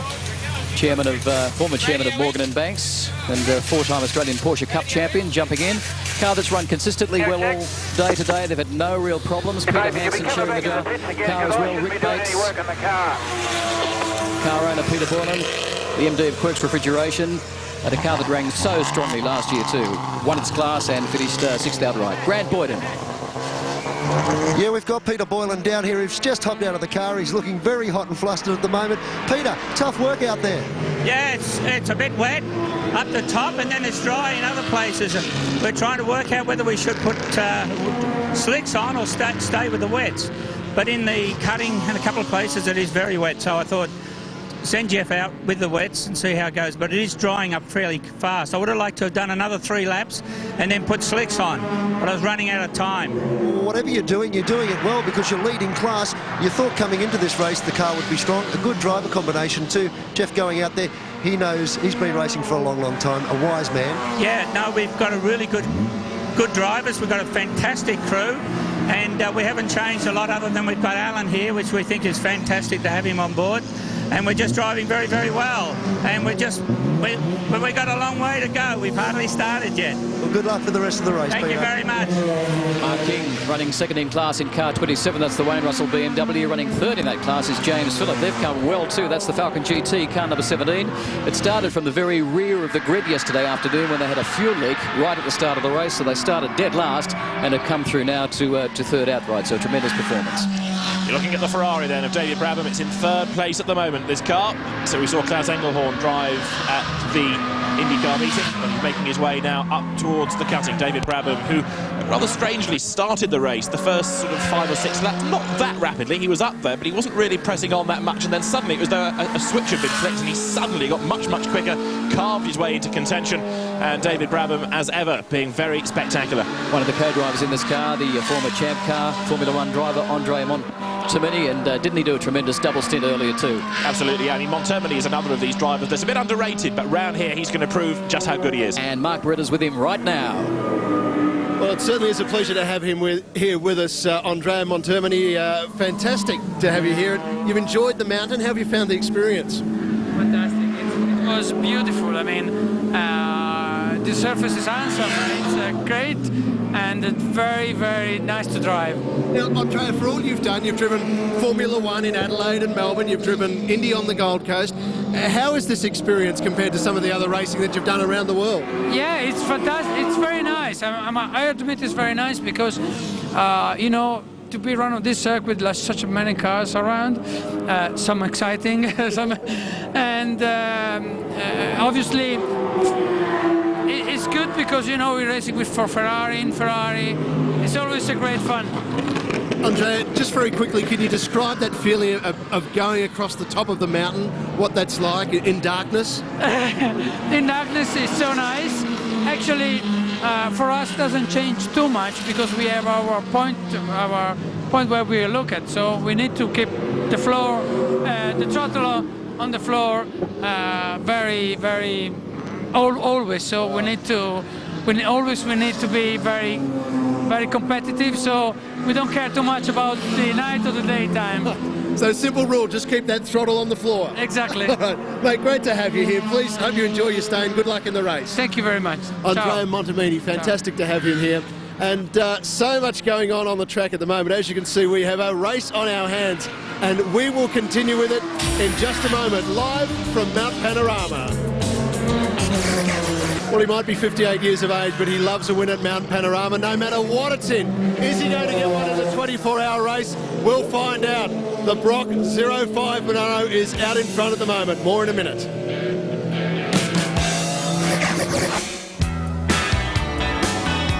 Okay, we are comfortably past the halfway point of this Bathurst 24-hour race. So far, 252 laps covered. That equates to 1,554 kilometres. There have been 5 periods behind the safety car. The leader's changed 14 times, but that's only between the 2 Monaros. There are 39 cars still out there from the 45 that started. We've had 6 retirements, and the fastest lap time is 2:15.47, and that is quick. It's been a fantastic night. There has been plenty of action. Let's go back upstairs now to a gloating Englishman in David Addison and Craig Denyer. Well, 11 hours and 58 minutes to go, folks, so we're really in final countdown mode, aren't we, David Addison? Not. Let's have a look at the Holden leaderboard for you. Greg Murphy continues to lead in the car he's sharing with Peter Brock, the 05 Monaro from Tanda. Brabham in the Ferrari. Morris, now there's been a lead change in Class B. The first time the Duvet Olsen has led in a tremendous time, and also the fastest car on the track at the moment, a 2:19.3 in these conditions. That means he's lapping 2 seconds a lap faster than the leading Monaro. Behind him there, Marcus Marshall 6th, Patrick Pearce in the Moser is 7th, Ian Donaldson 8th, 9th is Freestone, and in 10th place now is Jenkins with the Ferrari. You see that Olsen now coming down with the red glowing disc brakes. Isn't this sensational stuff, folks? I mean, you've never seen this from Mount Panorama before, except for the days of the old 12-hour, but midnight racing. So proud to bring it to you nationally live on the 7 Network, and just fantastic pictures. Uwe Alton is a bit of a hero. He's a former Porsche Super Cup champion. He's raced for Porsche in the FIA GT Championship and dented the odd car. He's raced for Mercedes in DTM. He's been racing this year in the long distance Cup in Germany with his brother Jürgen Alton, and he is the fastest man around Mount Panorama at the moment. Uwe Alton then leading Class B. He lies 5th overall. Now he's 6 laps away from the overall race leader, but Alton is storming. Tell us about his history. I mean, you mentioned briefly his credentials, David, but he's also a man you mentioned earlier that is quite likely to stick the car in. Yeah, he can be, with all due respect, a bit of a rock ape at times. He came from from a sprint race background, was then propelled into long-distance racing with Porsche, and I think he seemed to trip over David Brabham at Silverstone one year, I remember, driving in the FIA GT Championship. When he controls that speed and aggression, he's absolute dynamite, but it's when he takes his brain out of gear that there's always something that goes a little bit awry. Back to pit lane and Grant Boyden. Yes, if you're sitting at home at the moment and perhaps your neighbours are having a post-World Cup party and you can't get any sleep and you're thinking of complaining about it, think about this poor man in front of me here. He's sitting down trying to have a few hours sleep. It's probably the only sleep he's going to get all night, and he has 40 cars screaming around, absolutely revving their heads off up pit straight. This is the only sleep he's going to get all night. Not bad. He's doing a good job, I think. Well, plenty of those up and down pit lane, as we've seen all day and pretty much all weekend. And getting into, I guess, the tough hours. I mean, I guess the other thing we need to think about in terms of long-distance strategy too, David, I mean, the really tough hours, of course, are when you wake up first thing Sunday morning and realise you've still effectively got 8 hours or so to go, and it's a long, hard grind. Yeah, daylight is very deceptive in this sort of event, because you think, right, we've made it through the night, we're nearly home. No, you're not. Now, granted, the race started a little bit earlier this year, 2 o'clock, not 4, as it did last year, so that helps them out a little bit psychologically. But, of course, in the early hours of the morning, when tired eyes, tired fingers for the mechanics working on components, that's when it really does start to take its toll. Liz Halliday, one of the female drivers, into the top 8. Too great to see. Paul Freestone in the 888 Porsche, doing a good job. 9th outright from Roland. Luke Yilden in the Lamborghini up to 14th. In Class B, though, it's Altson's Porsche ahead of Marcus Marshall in the VIP Pet Foods car. Jenkins 3rd in the class, and sad to say we lost the Morgan earlier on with its engine failure. Class D GT Performance cars under 160,000 Boyland continues to lead from Mark King's BMW, then Hastings doing a good job as well. Hughes, Woods and Coulthard then leading in Class D, and some great battles raging on throughout the classes. That's one of the beauties of this race. You can have so many cars scrapping amongst themselves. In Class E, Loadsman, Osborne and Booker, the top 3 there. Yeah, Holden Commodore leading Toyota Celica, going back to production cars under 90k, of course, that make up this tremendous 5-class race, the 24-hour endurance race from Mount Panorama. The BMW M3R and Matthew Jackson, Jamie Cartwright and Bruce and Berwick Linton continue to lead the invitation class. Alex Yilton and Robert Brooks both out. And that's the surprise, because BMWs, we said in qualifying, are bulletproof. Well, those two, one had an ECU problem, the Alex Young car, the ex-Minardi Grand Prix driver, and Robert Brooks, the auctioneer, came down on the wall, didn't he, when he was given a little bit of a nudge by Tony Quinn. And sad to say, the Duller Motorsport BMW that went so well here last year onto a podium finish ain't going any further this year. So it's coming up the Mountain 2 car 24. That's the British Touring Car Championship car of Tim Harvey. He's also clawed his way almost back into the top 11. Yeah, that car's been bouncing off the wall as well, I'm afraid. Jonathan Rowland crashed it at the top of the mountain as it was going dark when it was wet, but they've fought back, had to have a new lower trailing arm and some front bodywork put on the car. Tim Harvey, former British Touring Car Champion, raced here in the Parton Super Touring, going well. Well, it certainly has been a magnificent night. As Craig Denyer said earlier, we've never seen racing like this from Mount Panorama throughout the night in the wee hours of Sunday morning in this 24-hour race. Of course, if you don't want to sleep at all, we can keep the action coming your way. On Sunday sunrise, we'll be going live back up here to the mountain. We'll update exactly what's happened overnight in racing, and we do have race updates coming up throughout the morning at 9:30 and 10:30, and we're bringing you back live. That's Eastern Daylight Savings Time at midday. Now, don't forget too, the final replay of Australia versus England, that amazing match that went into overtime twice, is from 9:30 in the morning. So what a great day of sport coming up on 7. You can see the Rugby World Cup final replay, Australia versus England. That's at 9:30. Then stick with us as we take you through back live to Mount Panorama for the finish of this 24-hour race. We've seen great racing so far. We have so much more still to come. Can the Monaros hang on? We'll find out. It is going to be a great day tomorrow. Don't forget to join us. We'll see you in Sunday Sunrise. Have a great night. Bye-bye. Mount Panorama, Bathurst, Australia. As you can see, it is green and wet. Normally at this time of the year, it is dry and dusty, but the rain has been coming down, particularly over the last 24 hours. And this race continues. Hello everyone and welcome to the final climax of this epic tale The conclusion of the Bathurst 24-hour race. We have the final 2 hours coming your way live from Mount Panorama, and what an exciting tale we're set for. Holden fans, you'll be very happy the two Monaros are out in front. More on that in just a sec. As I mentioned earlier, the weather has been, well, virtually everything that it can be here at Bathurst. It's been sunny and it has been raining, and when it rained, boy did it rain. Current temperature 15 degrees, our top today expected to be 16, and we are expecting more thunderstorms. Whether or not we'll see them in the next 2 hours, we'll wait and find out, but it's certainly going to be an exciting climax. Just to bring you up to speed with what we've seen overnight, here's Alison Drower. Under blue skies and with a Holden charge off the front row, the first challenge for the Monaros was the sprint to the first corner. And while Nathan Pretty would win that battle, Peter Brock would eclipse his team rival by the 14th lap. It would be the beginning of a lengthy stint of duelling Monaros. Early dramas for the head-turning Morgan from the UK, and Australia's team Lamborghini struck tyre problems to lose 5 laps on the leader and ensure a bumpy ride back to the pits for Nations Cup champ Paul Stokel.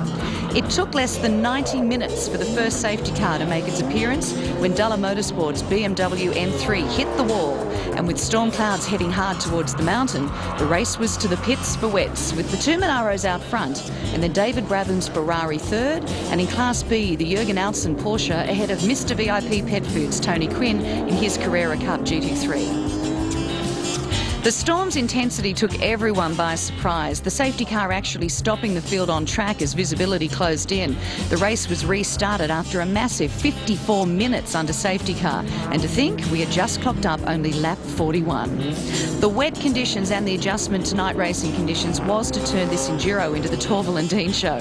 The top speed across Skyline would catch out a few drivers, including Mark Westbrook, who lost control of his BMW M Coupe and rolled through the sand trap into a tyre wall. An incident that would put drivers into cruise control under safety car for more than 1 hour. And John Bowes' BMW M3 was about to start packing up the truck when, after 8 hours, team owner Mahir Al-Gadri crashed hard. His loss was the gain for Peter Fitzgerald in his Porsche. By the halfway point, Jason Bright and Todd Kelly would score the Holden night shifts. The mantra for the midnight shift from the pits was to maintain a steady pace and keep something in reserve for the final 3 or 4 hours race to the finish. Meantime, David Brabham was pushing hard to hold third spot, albeit a handful of laps down, and the Lambo had made up for lost time to be sitting 11th. With sunrise, concentration levels started to wane and exhausted crews tried to nap, but not Team Monaro, whose times were barely 1 or 2 seconds off qualifying. David Brabham's Ferrari would be out after a spin on its own oil. Team Lamborghini would still be behind the pace, but delight in muscling in on a Monaro spotlight, only to have a few tyre problems of its own. It would limp back to the pits, unfortunately way off the pace. Class B would be a cruise to the finish, fingers crossed for the Alsen brothers in their Porsche, after they realised an outright may not be possible to the Chiltern Porsche. And in Class D, Boylan's BMW way out in front too, and 10th outright.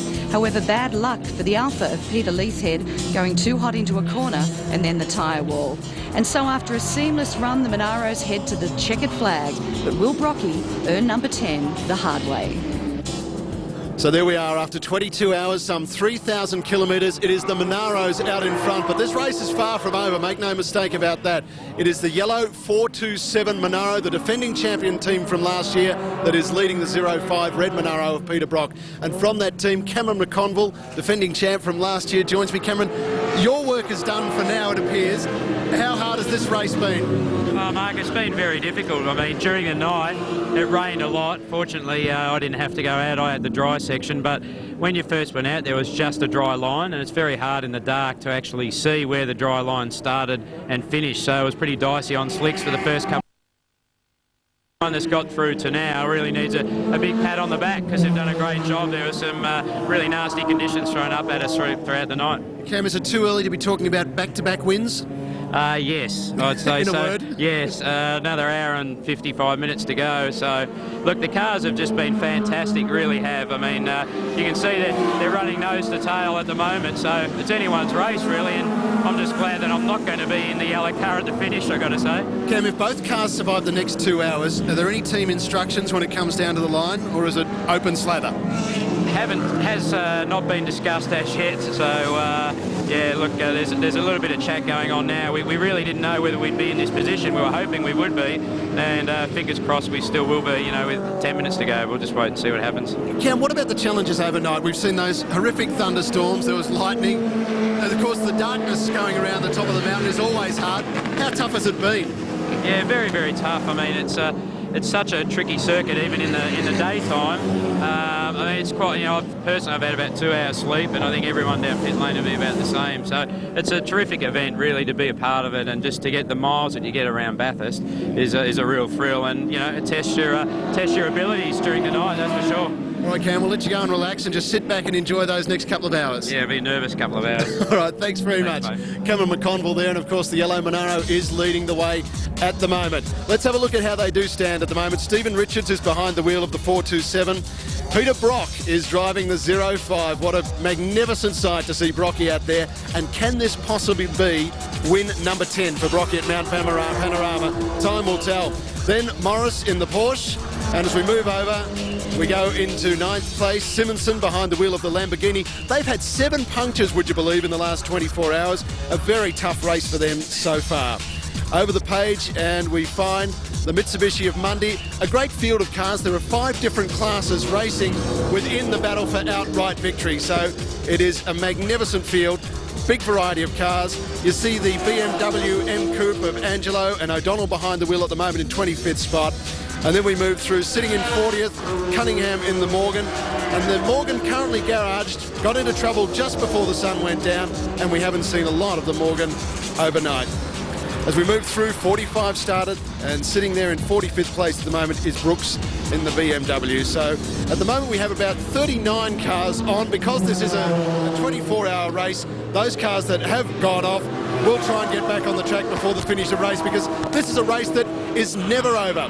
At this point, let's head up to commentary as we join David Addison, Grant Boyden and Craig Denyer.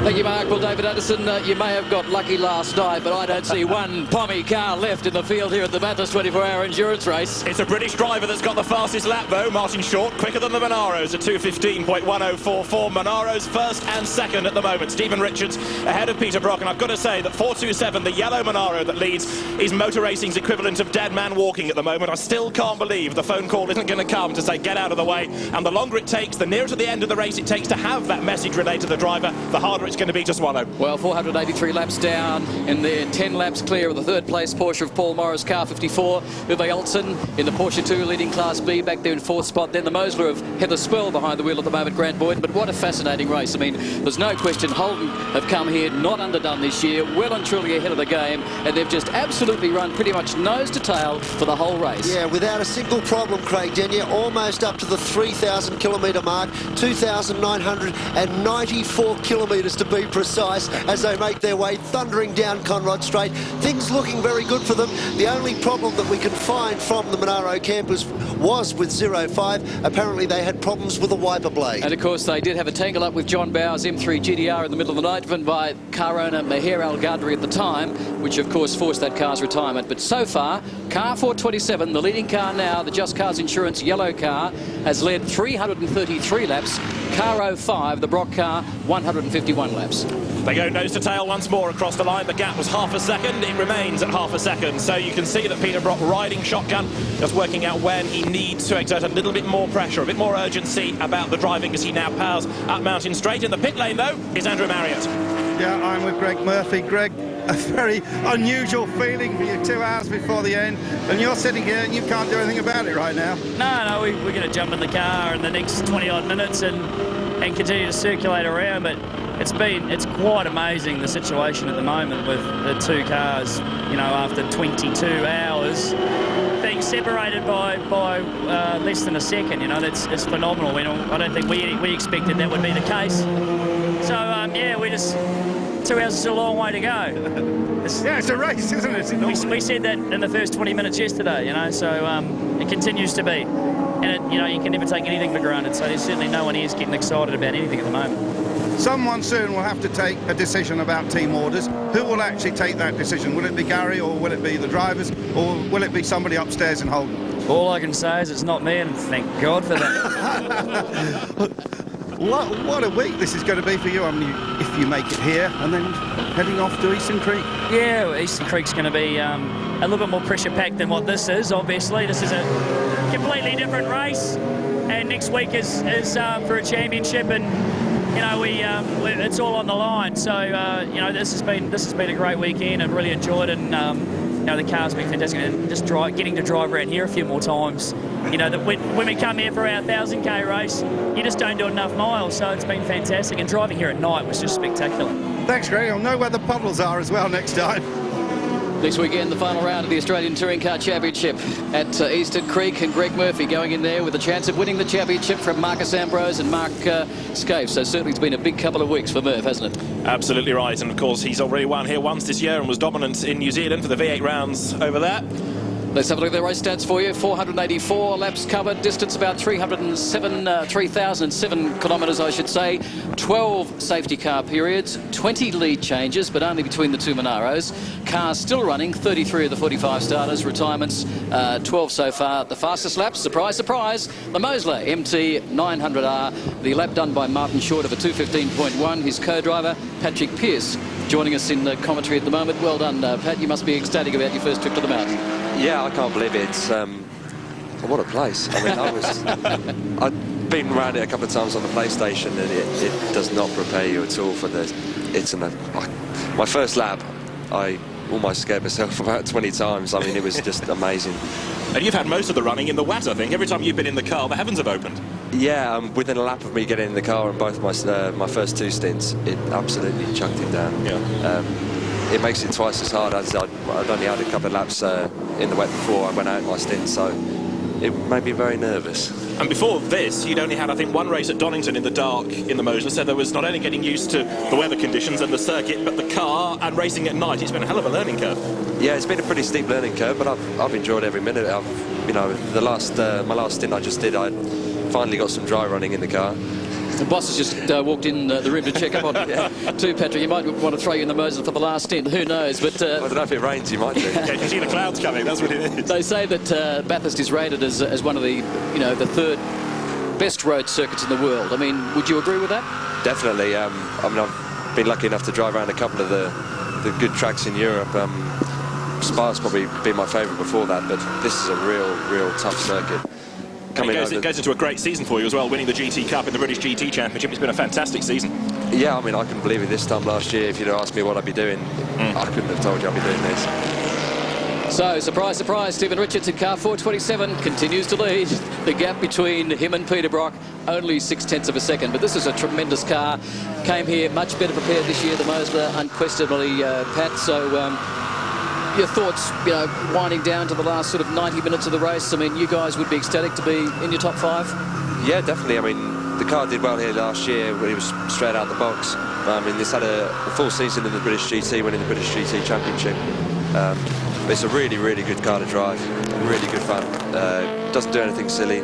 Very neutral. And it's great in the wet as well. I guess the big question, will you be back? Definitely. I'll definitely be back, yes. Tell all your mates over there about it as well, eh? Oh, yeah, I'll bring them all over. Thank you, Patrick Pearce, co-driver in the Mosler MT 900R. Tremendous effort. Heather Spurl behind the wheel, one of 3 ladies that are contesting this year's 24-hour endurance race. Tremendous, brave performance, this one. I mean, you must be inspired by her performance. Ovarian cancer at the start of this year, major operation, major doses of chemo and radiotherapy. A big test at Donington in this car only a couple of weeks ago to see if she's fit enough to drive, and did some tremendous lap times during the night in the car. Yeah, she's been amazing. She really got on top of this car very quickly. You can see her at work now. No, she's been amazing. Good fun. I can't believe she's doing so well.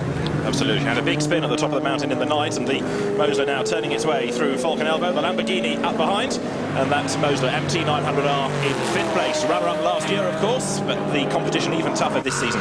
Lamborghini of Will Powers running there inside the... in fact, not Will Powers. Simonson behind the wheel of car 20. running inside the top 9. Gee, we expected a great performance from this car, chasing down the Mosler now. But so many tyre failures. They ripped off a brake line with the first tyre failure. So at least it's good to see them still circulating. Yeah, 7 punctures, I think, the Lamborghini has had over the course of the race so far. It's been in and out of the pit lane a heck of a lot. When it's gone very well. And this morning we were treated to a great drive by Simonson as he mixed it with the Monaros and coming now down towards VIP Pet Foods Corner, hustling on behind the Mosler. This is the Bathurst 24-hour endurance race, live from Mount Panorama. You're enjoying all the action, I'm sure. So as they stand at the moment, Steve Richards leading them out in the 427, the yellow Monaro. Brock out there on the track in that familiar 05. Back with more in just a moment. This year we're counting down the Bathurst 24-hour race in terms of minutes. And there are 95 minutes still remaining, almost 490 laps covered so far. And this race has been a thriller all the way and promises so much still to come. Well, the Stuttgart Stormer is still storming, but Paul Morris is behind the wheel at the moment. Great effort for the Falcon Tyres Porsche. Down to the pits and Grant. Well, I don't think any other driver has done more miles than you today, Paul Morris, because you have just about maxed out your time within 5 minutes. Yeah, that's right. They wanted to leave me in the car because I was doing pretty good times. And now Fitzy's in it for the run home, and we're going to lap over the other car now. So third's looking good. So let's clarify it. You can only do 9 hours. A maximum one driver can only do more than, or can't do any more than 9 hours. Yeah, it's 9 hours and 3 hours continuous, and you have to have an hour rest in between stints. So we've planned it pretty right, I think. Thankfully, you're a fit guy. Yeah, well, I am. The Porsche's really nice to drive. It's not hard on the driver. You can just do the times all day, so it's good. The Alzen Porsche's pushing you. Can you hold them off? Yeah, they had a go at ascent, and then I stuck my head down and got in front of the Monaros, and I managed to pick up a lap on them. So he had a bit of a go, and I had a bit of a go back at him. It was a bit of good fun. It's Germany versus Australia for third place. Over to you, Andrew. There may be a chink in the armour. The 427 car, we understand, has a problem with the rear diff. Apparently it's overheating a bit. They have a big discussion going on at the moment, deciding whether to maybe try and fit a cooler onto that diff. That will take a long time. So it isn't all over yet, but I hope to speak to Gary Rogers. He's just gone back into conference in the back of the garage, but let's see what happens with this concern in the 427 pit. Yes, that'll be interesting. 0.6 of a second between Stephen Richards in 427, Peter Brock in 05. Although that time through, Richards lap quicker than Brock, would you believe? So the question mark remains, doesn't it? Absolutely. Look at these two Just Car Insurance Monaros absolutely romping away up Mountain Straight, and joining us in commentary, Martin Short, team owner of Roll Centre Racing and the sensational Mosler MT900R. You coming back into Monaro next year, Martin? Now, I think actually we could have done a better job this year, but we ended up. I'll get this in now. I am the king of the mountain. 2:15.1, the fastest lap. Well done. Yeah, I couldn't believe it. We had a fantastic stint about 6:30 this morning, and it was just 15, 15, 15. And I got on the radio. We had predictive lap time, and I said, "What do you think of this one, boys?" Bang, there it was. No problems with the car. I mean, how has the car run? Well, the car's absolutely been like clockwork, but we've done driver changes, and then 2 laps later the safety cars come out, and everybody else has benefited, and that's been the story of it. Heather got tapped by a car during the night, and Charles Lamb threw up in his helmet. That must have been nice. Lamb threw up his helmet. Yeah, fortunately there wasn't anything actually in the car. So lots in his tummy. He left his crash helmet in the suite with us, and we delicately removed it and put it somewhere else. So we don't want that anymore. Is this the stress of driving for Martin Short that makes you do this? I think it must be. Well, you know my reputation in England. Now, Martin, you haven't been too well yourself. You had an eye infection. How did that come about? I fell asleep on the plane with a contact lens in, and instead of sleeping for about half an hour, I went to sleep for 6 hours, and everything dried out with the air conditioning, scratched the lens, and then it was just dramas. And I've got to thank everybody in Bathurst. I mean, I think I've had a whole of the health services running around, from Bathurst Hospital to the ophthalmic centre, eye surgeons, the lot. Here's your car coming in. Good old Heather. And Charlie Lamb will be getting in. We're just doing giving the drivers 20 minutes, half an hour in the car now, because we can't actually we can't catch the cars in front unless a Monaro blows a diff. Could it possibly happen? We also should say congratulations too, Martin. I mean, the British GT Championship is yours. You won it in this car last few rounds. Well, my team won it. Sadly, I've got involved in other duties, so I didn't score all the points. But yeah, we won it, and it's great. We've been doing GT racing for 4 years, and incidentally, Warren Moser's actually here. He's flown over from the States, and he's really enjoyed it, and he particularly enjoyed the fastest lap. If you'd have seen Martin's face at Spa on the last lap when the car won the 1,000 kilometres, it was one of the highlights of the season, that race, wasn't it? Yeah, well, that was pretty spectacular. That was indeed. Martin, how different is the car this year to what it was last year? Have you made a lot of changes? Basically, the biggest difference is on the uprights and the wheel bearings. We knew everything was delicate last year, and we had to drive accordingly. This year, we've got strengthened uprights, bigger wheel bearings, and we've been able to, push. Everyone's driving as fast as they can actually drive the car. But what we've really made a mess on this year is we needed power steering, and I was absolutely slaughtered after 2 stints in the car. In fact, my younger co-driver could only manage 1. Now, tell us about your last lap last year too. I mean, we were in the midst of the worst drought in 100 years here in New South Wales, and Mount Panorama looked like a Martian desert. Now, what happened on the second last lap? What did you actually hit halfway down Conrod Straight? That was a turtle. I think we call them in England tortoises. But yeah, I saw this thing in the track, and we were doing 160 mile an hour with 280 k's or something, and a car had just sort of moved to the side, and there it was presented to me. I thought, what's that? And it wasn't until we got back we found the rather disgusting remains of this poor tortured turtle. It was actually wedged in the splitter. It was pretty disgusting. His lap time was good then. It's the fastest turtle in Australia, that's for sure. Well, he's been in therapy since. He still hasn't come out of his shell. You've been waiting to say that for a whole year, haven't you? I've been working on it for 12 months. It's taken 23 hours to get to that.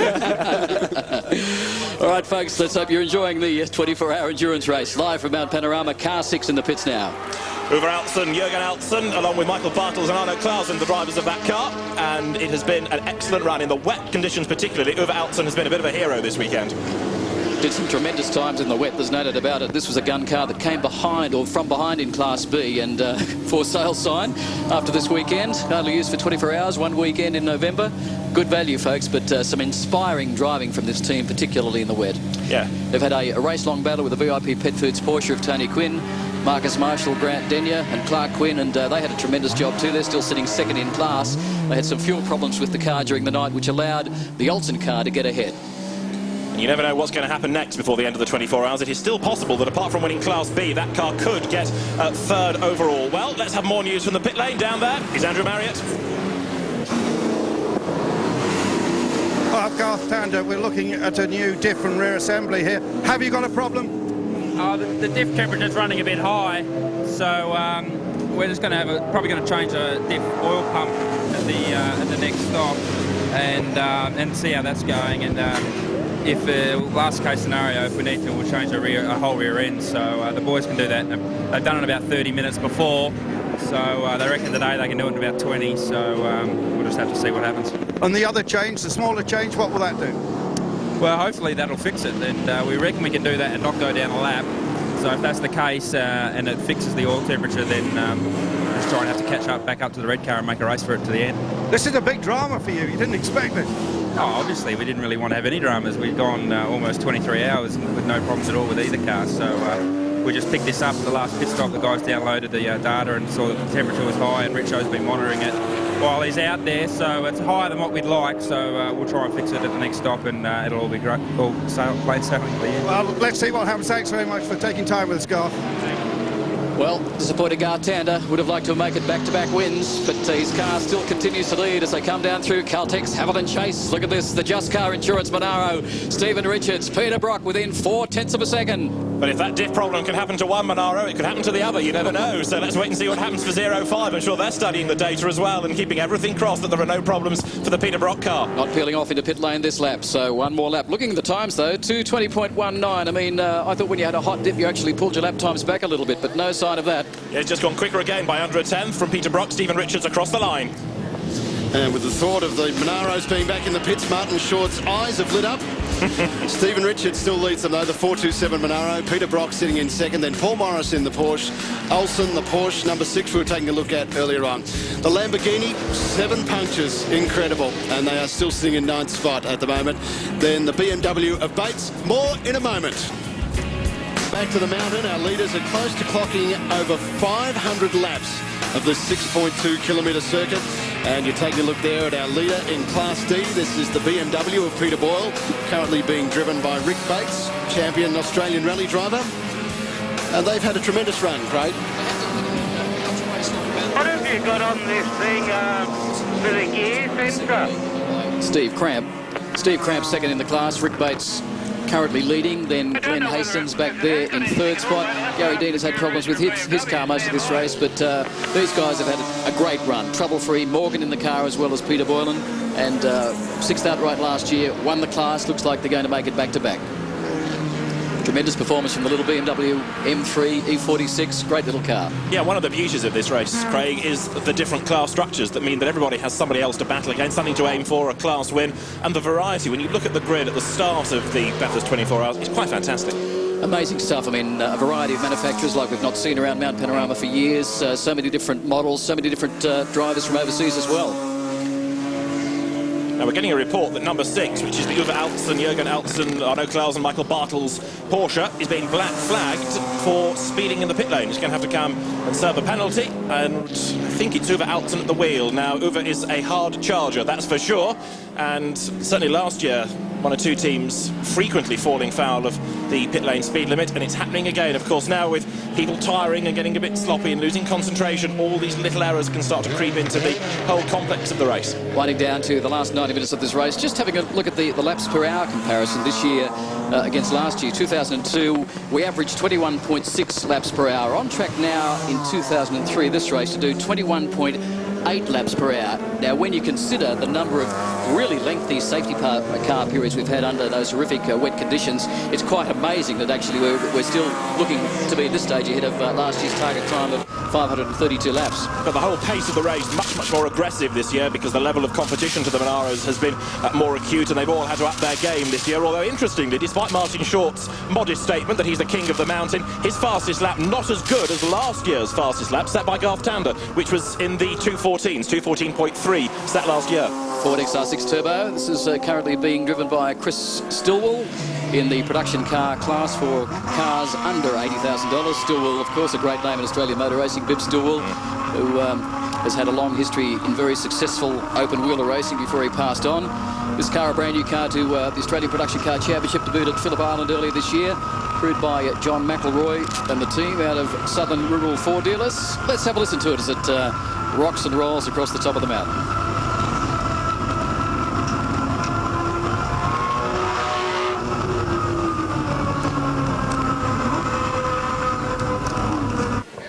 Whoa, there you are, 05 in the pits. The Just Car Insurance car of Peter Brock is in the pits. Now, is this a schedule change? One would assume so. Brock getting out of the car. Murphy's getting in, so Greg Murphy, I spoke to 30 minutes or so ago, wasn't sure whether he'd do this stint. Andrew.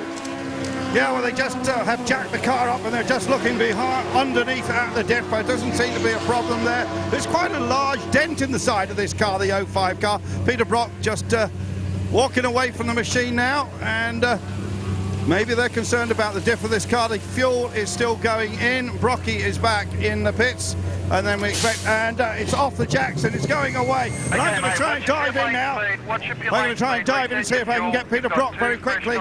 And Brock is going straight back to the back of the garage to report to Gary exactly what the situation with his car is. And I'll just see if I can grab a very quick word. I'm not sure the camera can come with me. And I don't want to break into this conversation just at the second. And Brocky, a bit of concern on his face. And why don't you come back to me in just a second when Brock's got his helmet off? Well, big moment for Peter Brock. Will this year be number 10 for him? The Monaro debuted here back in 1968. In 327 cubic inch form. It again did so well in 1969 when Brock debuted here, and 1984 another Holden 1-2, in fact a dealer team 1-2 for Peter Brock. And how would Brocky be feeling now, getting down to the last 90 minutes of this race? He hung up his helmet back in 1997. We thought we'd seen the end of Peter Brock, but the fire in the belly continued. The 24-hour race was the one that said, I'm going to have a crack at that. That could well be number 10. I just wonder whether he's going to get back in for the last 20 minutes or so. I can't believe that the race will finish with anybody other than Peter Brock driving 05 across the line. Isn't it amazing the passion that Peter Brock has taken into this race? You know, he's really attacked this. From the start yesterday when he got out in front, we saw those shots from inside the Monaro, and the look in Peter Brock's eyes was just wild. He really wanted to get out there, and he really wanted to make a statement that he was here to race. And at 58 years of age, he's the master, isn't he? Simple as that. Great shots from the Just Car Insurance on-board telemetry, and you can see with Murph behind the wheel. They're not stressing the car at all. It's not getting over 5,000 RPM. They can rev to about 5.7, 5.8 through the Hollinger 6-speed sequential gearbox, back to second gear, down through the dipper, 90 Ks, 100 Ks. We'll see what the speed is on the main straight for you. And a glorious sound, just an absolute superb sound from this 427 7-litre Chev-based engine.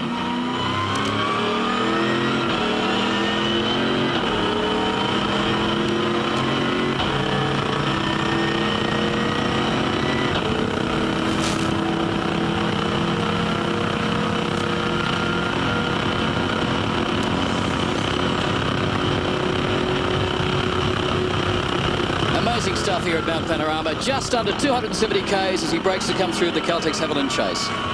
Sets the car up, turns left, turns right, back on the power up towards the completion of the lap. This car 11 laps ahead of its nearest challenger and still chasing the 427 car, so they don't have to stress it too much. And of course now the team needing to be sure that they don't have a diff problem like there is this question mark over 427, the race leading Monaro. Absolutely, so it's Monaro, then Porsche, then the Mosler. As we get into 22 hours, 40 minutes and 35 seconds of this 24-hour endurance race presented by Formula Green at Eagle Boys Pizza here from Mount Panorama, Bathurst.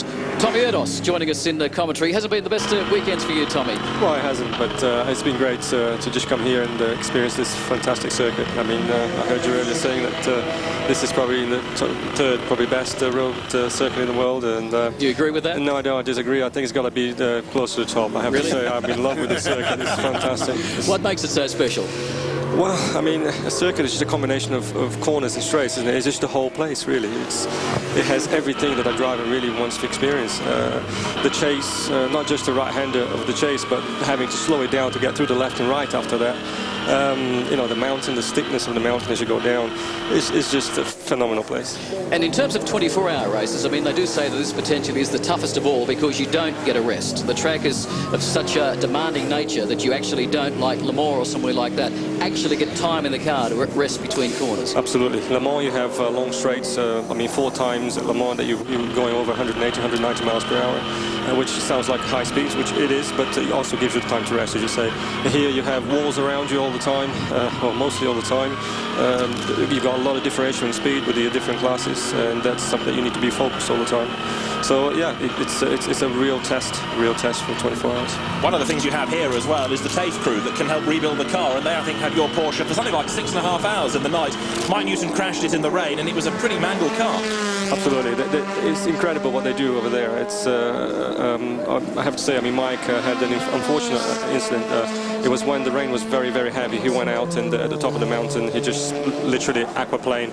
And he really didn't have a chance. He was just a passenger in the car, so I feel for him. But yeah, the guys at TAFE did an incredible job, and thanks to them, we're out there again. Now, you've been in enough long-distance races like this to understand what the drivers are going through that are out there now. With an hour and 17 minutes to go, what's going through your mind? Well, I mean, it very much depends what your strategy is and where you are on the grid. But you know, you're trying to get it to the end and try not to make a mistake. As you say, at this time of the race, so your concentration is very important. Lap 498, and this is the class leader in the production car class for cars under $80,000. The Roken car, John Roken behind the wheel at the moment of the Colin Osborne-owned car. They've had a pretty much trouble-free run in the Toyota Celica and doing a tremendous job. The little Honda S2000 is up to second with Charlie Kovacs behind the wheel at the moment. And there is Tommy's Porsche charging past down towards the Caltex Chase. This, you're saying, a pretty daunting part of the circuit.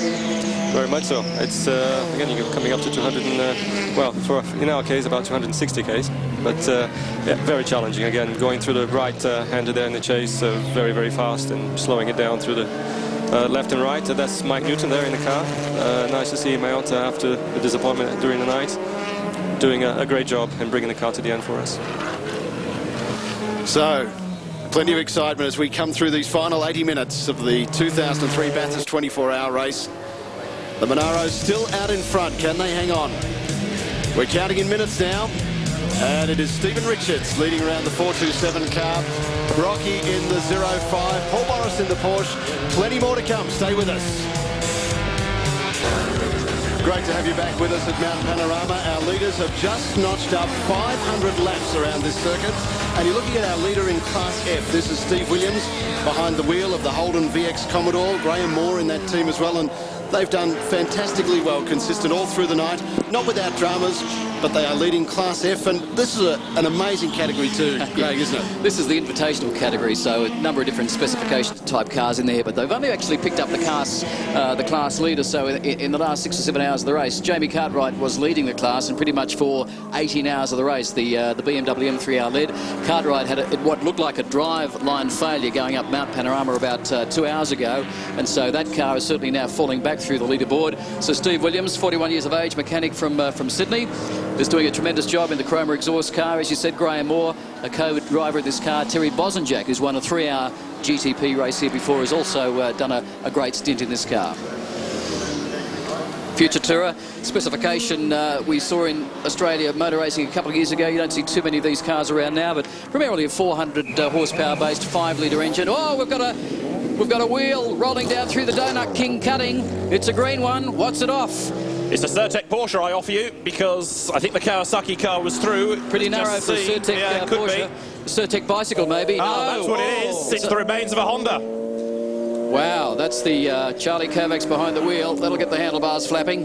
He's gone in hard into Donut King and crunched the right-hand corner of the Ross Palmer Motorsport Honda S2000 quite hard. Safety car, and there is the wheel, making its own way off the track, just out of the way of the Monaro and the Mosler.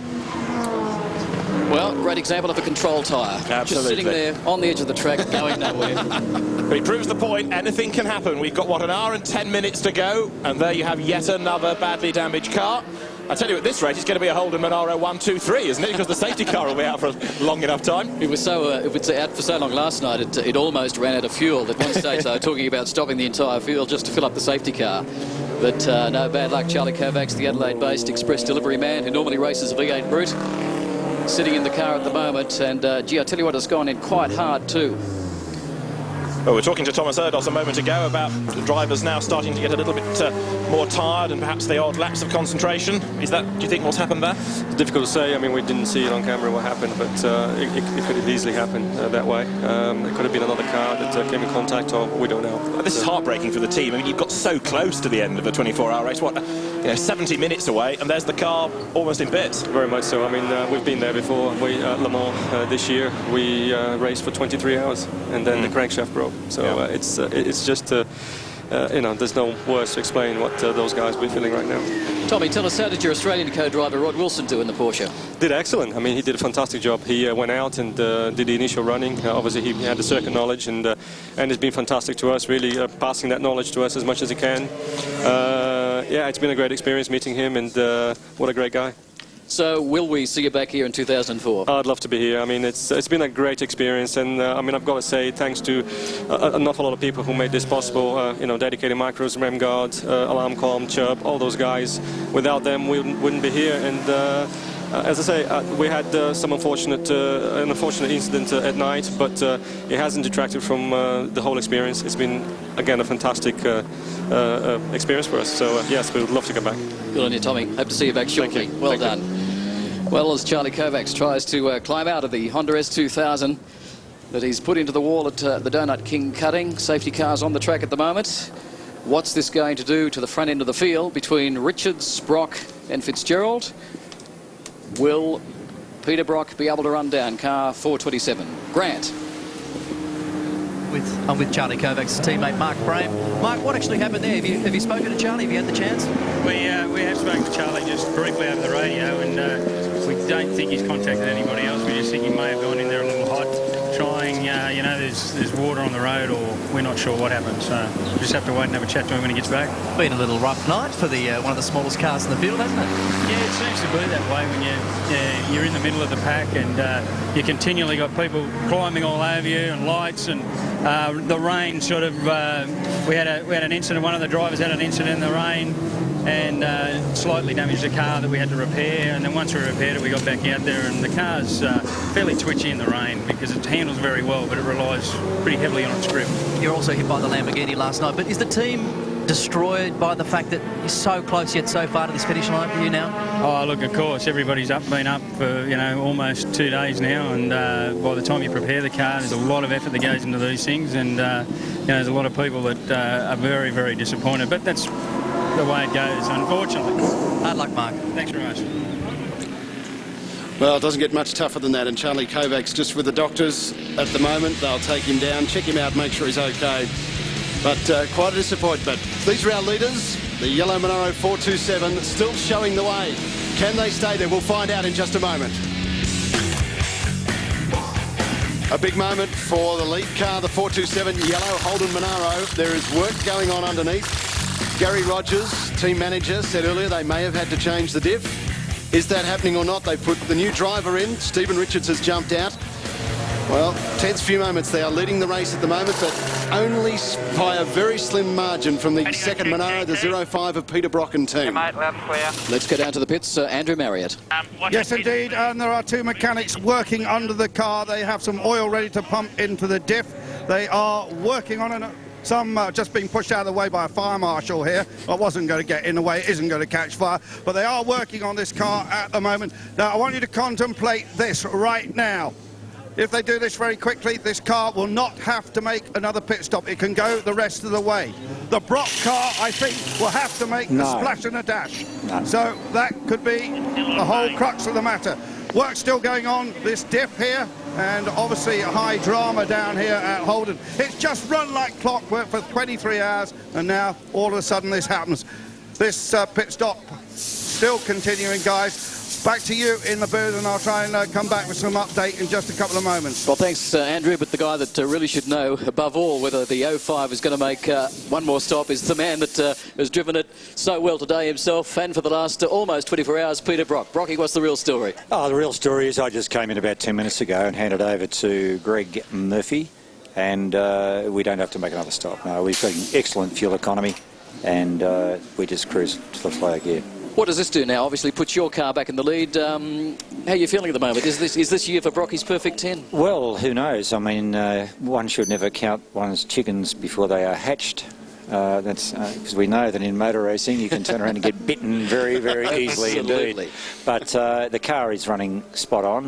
We were aware that there was some sort of diff problem here, so consequently we sort of dropped the speeds back, although I didn't need to drop mine back, if you know what I mean. Mine was, I just drove around because we were, well, not wanting to push this car too hard. We'd love to get a 1-2. But our car can do the job, there's no doubt about that. And with Greg Murphy behind the wheel, is a fine driver. Who knows? What was the first thought that popped into your head when you woke up this morning? Oh, what's that noise there? Oh, that's that Porsche. I can't believe the volume of sound. I could hear it above everything else. Oh, that's right. Bathurst, yeah, 24 hours. Hey, wake up. Time to get back to work. But really, you've got to pay compliment to Gary Rogers. I mean, you guys have really come here totally on top of the game this weekend, haven't you? Yep, and I think it, well, it pays to be, you know, hometown advantage. I guess you've got all your equipment there and your people who understand the cars. But it's been a first-class effort. Get two cars to do a job like this anywhere in the world. I mean, you look at sometimes I've seen guys like Schnitzer and those fellas, or Yost, you know, at Le Mans, and they do a fabulous job. This is sort of a similar deal. That everyone knows what they're supposed to be doing, and they've done it impeccably. Rocky, this has been a 12-month plan for you, really, hasn't it? I mean, I remember talking to you down the pits last year, and well, you were dribbling, actually. You were, I was. You were watching the Monaro go around, and you were enjoying it that much, and at that time, you just had the glint in your eye that made us think that you might be back. You raced in the Nations Cup in this car this year, and it's all come together. Well, the guy that is in charge of Procar, Ross Palmer, he said, Brocky, how'd you like to sort of be out there. And I was standing there listening to this 427 come down up the pit straight here thinking, that's the best sounding car I've heard in my life. What would I do for a lap in that car? Anyway, the dreams do come true because it meant getting involved in the series, but there's the car. And then we said, OK, let's find a budget, let's run the 24-hour. And then I thought Holden made a terrific decision in getting those other 3 drivers too. Andrew, what have you got for us? We've got Stephen Richards just climbed out of the car. Stephen, have you just lost the race? Oh, I don't know about that. We're still on the lead lap, so you're never out of it. It's still an hour to go. It's been a pretty comfortable race for Team Monaro, but we just had a little problem then. We had to make a driver change anyway for fuel, so guys changed the diff pump while we're at it. Your emotions must be running so high now. Oh yeah, they are, but we're still in a good position. I mean, the guys, the whole thing over the 24 hours, so the 23 hours so far has gone unbelievably smoothly. It's a credit to the team. I mean, to have 2 cars running 1-2 all day within 15 seconds of one another is an absolutely amazing achievement. So, just listening to Brocky there, he says the car's just so easy to drive. It is the pace that we've picked. It's just absolutely just cruising along. Like you're not having to stretch it at all, and that's what it's all about. This 24-hour racing.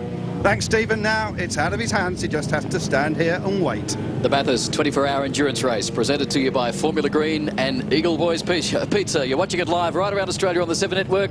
Brocky, I've got to also talk about your form this year. I mean, we saw you take 4 wins at the Melbourne Grand Prix when you jumped into the yellow car. I should have quit. You jumped in the red car at Simmons Plains and sequential gearbox. Geez, what's this sort of thing? We didn't have one of those in the old Monaro back there in 1969. And to watch your transition as a driver this year to where certainly the final race, Gold Coast at Indy, where you actually had a sensational win, the Brock of old was back, and at 58 years of age, you've absolutely lost nothing. I mean, it must be a great sense of personal achievement for you. You know, I really enjoyed the coming to the mountain here because it is a lot like this race used to be back, say, 15, 20 years ago when you had a mix of Corollas and then you had your Hot Commodores and Falcons, whatever you say. You had 40, 50, 60 seconds lap differential then. And that was always going to be an extra challenge for any driver. To be able to pick your way through the traffic, to be able to sort of maintain a lap time despite the fact. So you had to show a level of generalmanship, if you like, and place the car in a certain place so the driver in front would see you and move over and all that sort of stuff. A bit in that. Now, I enjoyed myself. Out there last night, I can tell you, I had a ball. I was sort of trying to sit on about 217, 218. I thought, I'm not doing too bad for an old bugger. We should mention too that your boy James Brock has been co-driving the Honda S2000, which he's just put in the wall at the Donut King cutting, which has caused this safety car period. Yes, look, I think James will probably be feeling that, well, he got a terrific amount of lap time on that track, and he now got a feel for this 24-hour business, and he got in the car and they wouldn't let him out for a while. He was going real fast. They said, hey, you stay in there. But, yeah, he will be upset, but then again, James is philosophical. He knows it's not his car, and he'd like to come back next year, I'm sure, and get a real good car and maybe get his Bummer Monaro, who knows. So, mate, if by chance the perfect 10 happens today, which has been the most rewarding victory of all? Ooh, you start off not knowing that you even deserve to be out on the in the sandpit with all these other big kids, were there because they've got the reputation of there, and you knew at the scene. And my first win was terrific because it does give you the self-confidence to say, well, I can do it. Yeah, it's okay. I'm allowed to get out here and play. I'm allowed to go all right here and beat people, because a lot of people get intimidated. I noticed it in the Ute race the other day I did. And one with your son. Yeah, that was a bit of fun actually. But it was very, very wet, and a lot of drivers you could almost see as the clouds came through and the rain came down, they were sitting back there going, oh no, Bathurst, fear, trepidation. It is the most difficult, challenging track in the world, and therefore I'm just scared. So, and that affects your driving. Whereas the alternative is, Bathurst, what a track. It's raining, it'll be slippery, let's get this car around there, let's do it. And of course the 24 hours, it gives drivers the ability of building up that level of self-confidence. That's why it's very important for these type of races, long-distance races. Sprints are fine, but long-distance races, people, they train themselves as they're going. They learn from other drivers. They learn techniques. They learn what sort of things wrecks a car and what other things works good, Over the years, you've seen a number of Australian motorsport legends come and go. Alan Moffat, of course, Alan Grice, Dick Johnson, to name a few. Which has been the hardest man to fight against? The first man you mentioned, Alan Moffat. Now, there's a guy that he'd arrive at a track, I don't know, maybe Monday morning, and he would get out there and he'd have a groove worn around that track, testing and fiddling and what have you. And it didn't come easy for Al. Al was not really one of those natural drivers to get out there and just sort of do it. But he worked away at it, and I can tell you, pretty soon, he finished up being as committed and as focused as any other professional athlete I've ever seen in my life. He is good. Well, lights are off on the safety car. We should get a green flag this time around, and it's 05 back in front with Greg Murphy behind the wheel. The 427 car with Tander now behind the wheel, back there in second spot. Peter Fitzgerald in car 54, the first of the Porsches, sitting there in third. Lights off on the safety car. Quite a bit of traffic lined up behind it. There is the race leader now coming through. Brocky's 05. And Brocky going now into effectively the last just over 50 minutes of this race. I guess the word from Gary Rogers Motorsport is maintain a very, very conservative lap time and stay out of trouble. I think that's about it, and Murph knows that he's going to drive according to the feel of what the car has on offer. So he'll be one of those guys that says, we'll get it home, Brocky, don't worry. Green flag wave then. We're back under racing conditions. The two Monaros with an 11-lap advantage over the 54 Porsche. You can see at the back of the shot there the Peter Fitzgerald car, and Greg Murphy now down towards Shell Corner. Now what we need to see is the gap between the two Monaros. It was 22.7 seconds as they go across the start and finish line, and that gap is what we need to monitor now and see whether Tander can do anything about Murphy. Yeah, a lot of traffic, as you can see, as they stream up Mountain Straight now. We just saw the Just Car Insurance car 427 coming through Shell Corner now on his way up the mountain. Yeah, it was the 22 seconds before the 427 car crossed the line. Under racing conditions, after the safety car, it's down to 12. So 12 seconds is all that separates the two leading cars on lap 505 of the Bathurst 24 Hours. 18 cars between the two Monaros, and you can see now that Tander coming up right behind the Lamborghini, currently in the hands of Peter Hackett, as they climb up through Konica Minolta. And this, Peter, is like you were saying about the traffic being a real key to this race. As far now as Tander is concerned, it's going to be like a video game. All these cars around him, he's got to get past. Well, Tander's got to be very careful here because you can tag a car real easy, and they don't necessarily have much of an idea you are there. You've just got to... But the Monaro is excellent for this job because the torque it has allows you to accelerate instantly, even though you might be balked momentarily. But as you can see, Garth's sitting back there. He'd be chomping away saying, oh no, look, you know, look, he's probably doing about 80k at the moment. Mate, the difference between this particular car, the Monaro, and a V8 supercar? Well, this car has better grip, it has wider tyres, it has better aerodynamics because the Monaro has a different body profile and different size rear wing. 7-litre engine which doesn't rev as high. So actually the economy on this is fabulous because we use power throttle and low revs, and it's got a sequential gearbox. And the sequential gearbox, it's the same as the supercar gearbox, but of course you don't miss gears. We've run the whole race now, haven't missed a gear. We're heroes. Well, Greg Murphy behind the wheel of 05. Tander, will he try and run him down? The gap now down to 12 seconds, on board with Peter Hackett now in the Mark Coffey Racing Lamborghini Diablo GTR, a car we thought could have been a potential for pole position, but unfortunately the wet conditions in qualifying on Friday really put paid to that, Mark. Yeah, they were very late in entering this race too, and maybe didn't quite get the preparation that they wanted. They have had 7 punctures, unbelievable, in this race so far. One of the first ones late yesterday ruptured a brake line, and that caused them a big delay. So the Lamborghini hasn't had the ideal run, but they have been very, very quick when they've got going out on the track, and Paul Stokell can take a lot of the credit for that. He's driven it beautifully too. Young Peter Hackett in there, one of the up-and-comers of Australian motorsport, and you'd expect that we'll see big things from him in the future. Yeah, Australian Formula 3 champion Hackett, and drove this car at the Gold Coast Indy event too to support Paul de Circle's Nations Cup bid. So let's take a look at how they stand. We are inside the last 50 minutes of this Bathurst 24-hour race. Greg Murphy at the wheel of the 05 ahead of Garth Tander, I should say. Then the Fitzgerald Porsche. We'll be back with more in just a moment.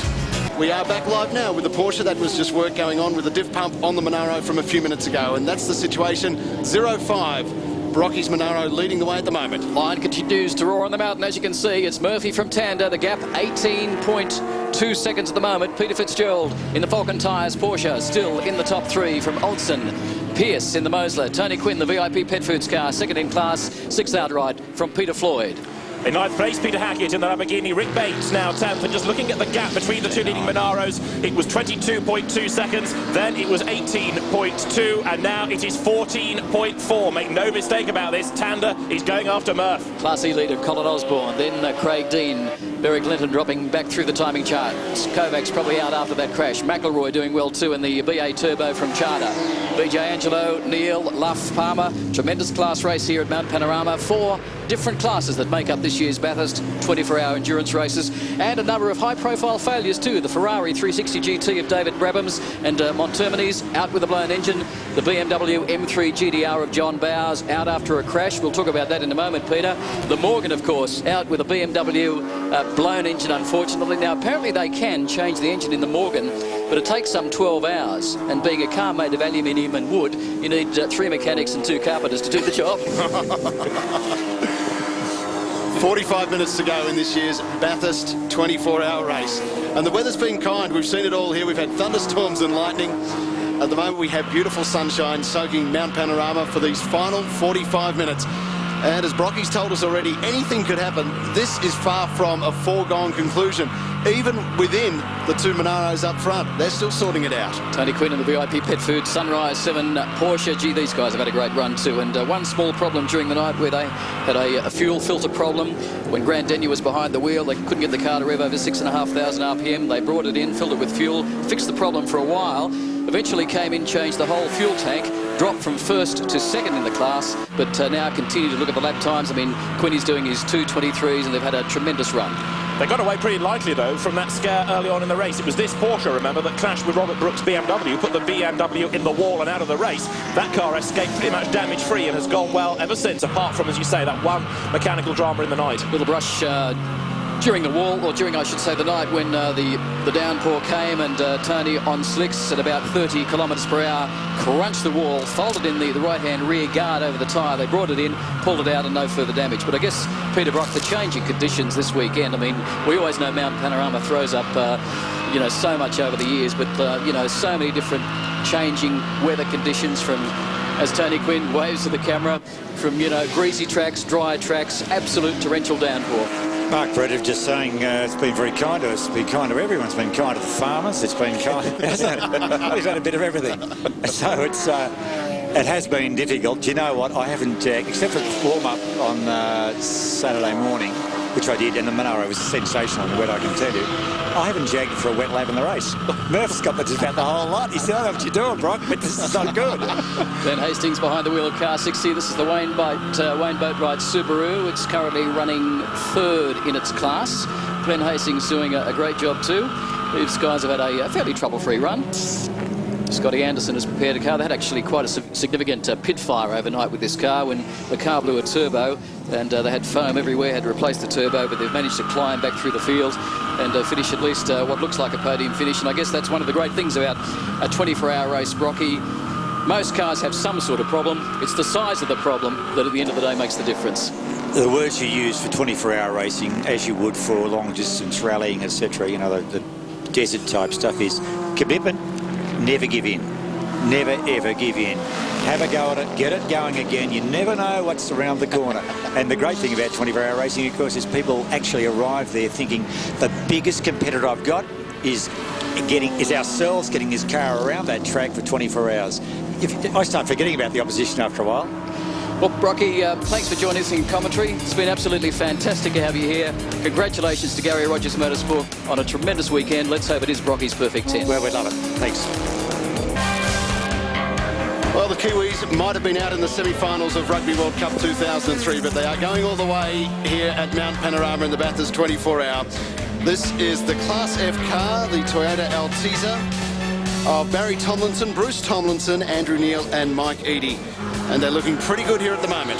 Car that's pretty much the same spec as the Lexus IS 200, but not sold in New Zealand and Japan as a Lexus IS 200, sold as effectively a Toyota Altezza. This has also been, I think, a configuration that has a slightly larger engine than what the IS200 is that's sold here in Australia. But these guys have had a lot of problems over the weekend, and they've struggled through, but good to see continuing on at the end of a 24-hour race. Running in Class F, the Invitational class, which of course is currently being led by the future tourer, with Graham Moore currently behind the wheel in car 59. So the little Toyota, as you can see, singing its way down Conrod Straight at the moment quite easily.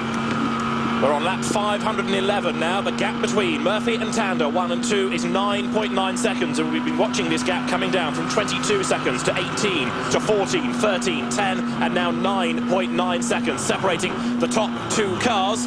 And we have got something like now 37 minutes of racing in 24 hours. That's all. 37 more minutes of the race remain. And the way that Garth Tander is going, he's going to catch Greg Murphy. Whether he passes him or not, maybe out of his hands. Well, 9.9 tenths of a second the gap now between Murphy in 05, Tander in 4.27, car 54. Where are you? We're third place. Peter Fitzgerald in the Falcon Tyres Porsche. Ian Palmer going around now in one of the Group B cars. This is a Ferrari 360 Challenge, the unique cars Ferrari 360 Challenge, owned by Rod Wilson here in Australia.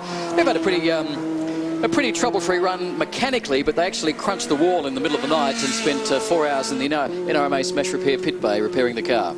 But it's this attitude, isn't it, of just get the car to the finish, because as others have problems, you can always gain a place or two here and there, and the car still soldiering on. And if it's there at the finish, that in itself is a great result. 360 Challenge has a 3.6-litre V8 engine, got the 6-speed paddle shift Formula 1 style gear shift, rear-wheel drive, of course.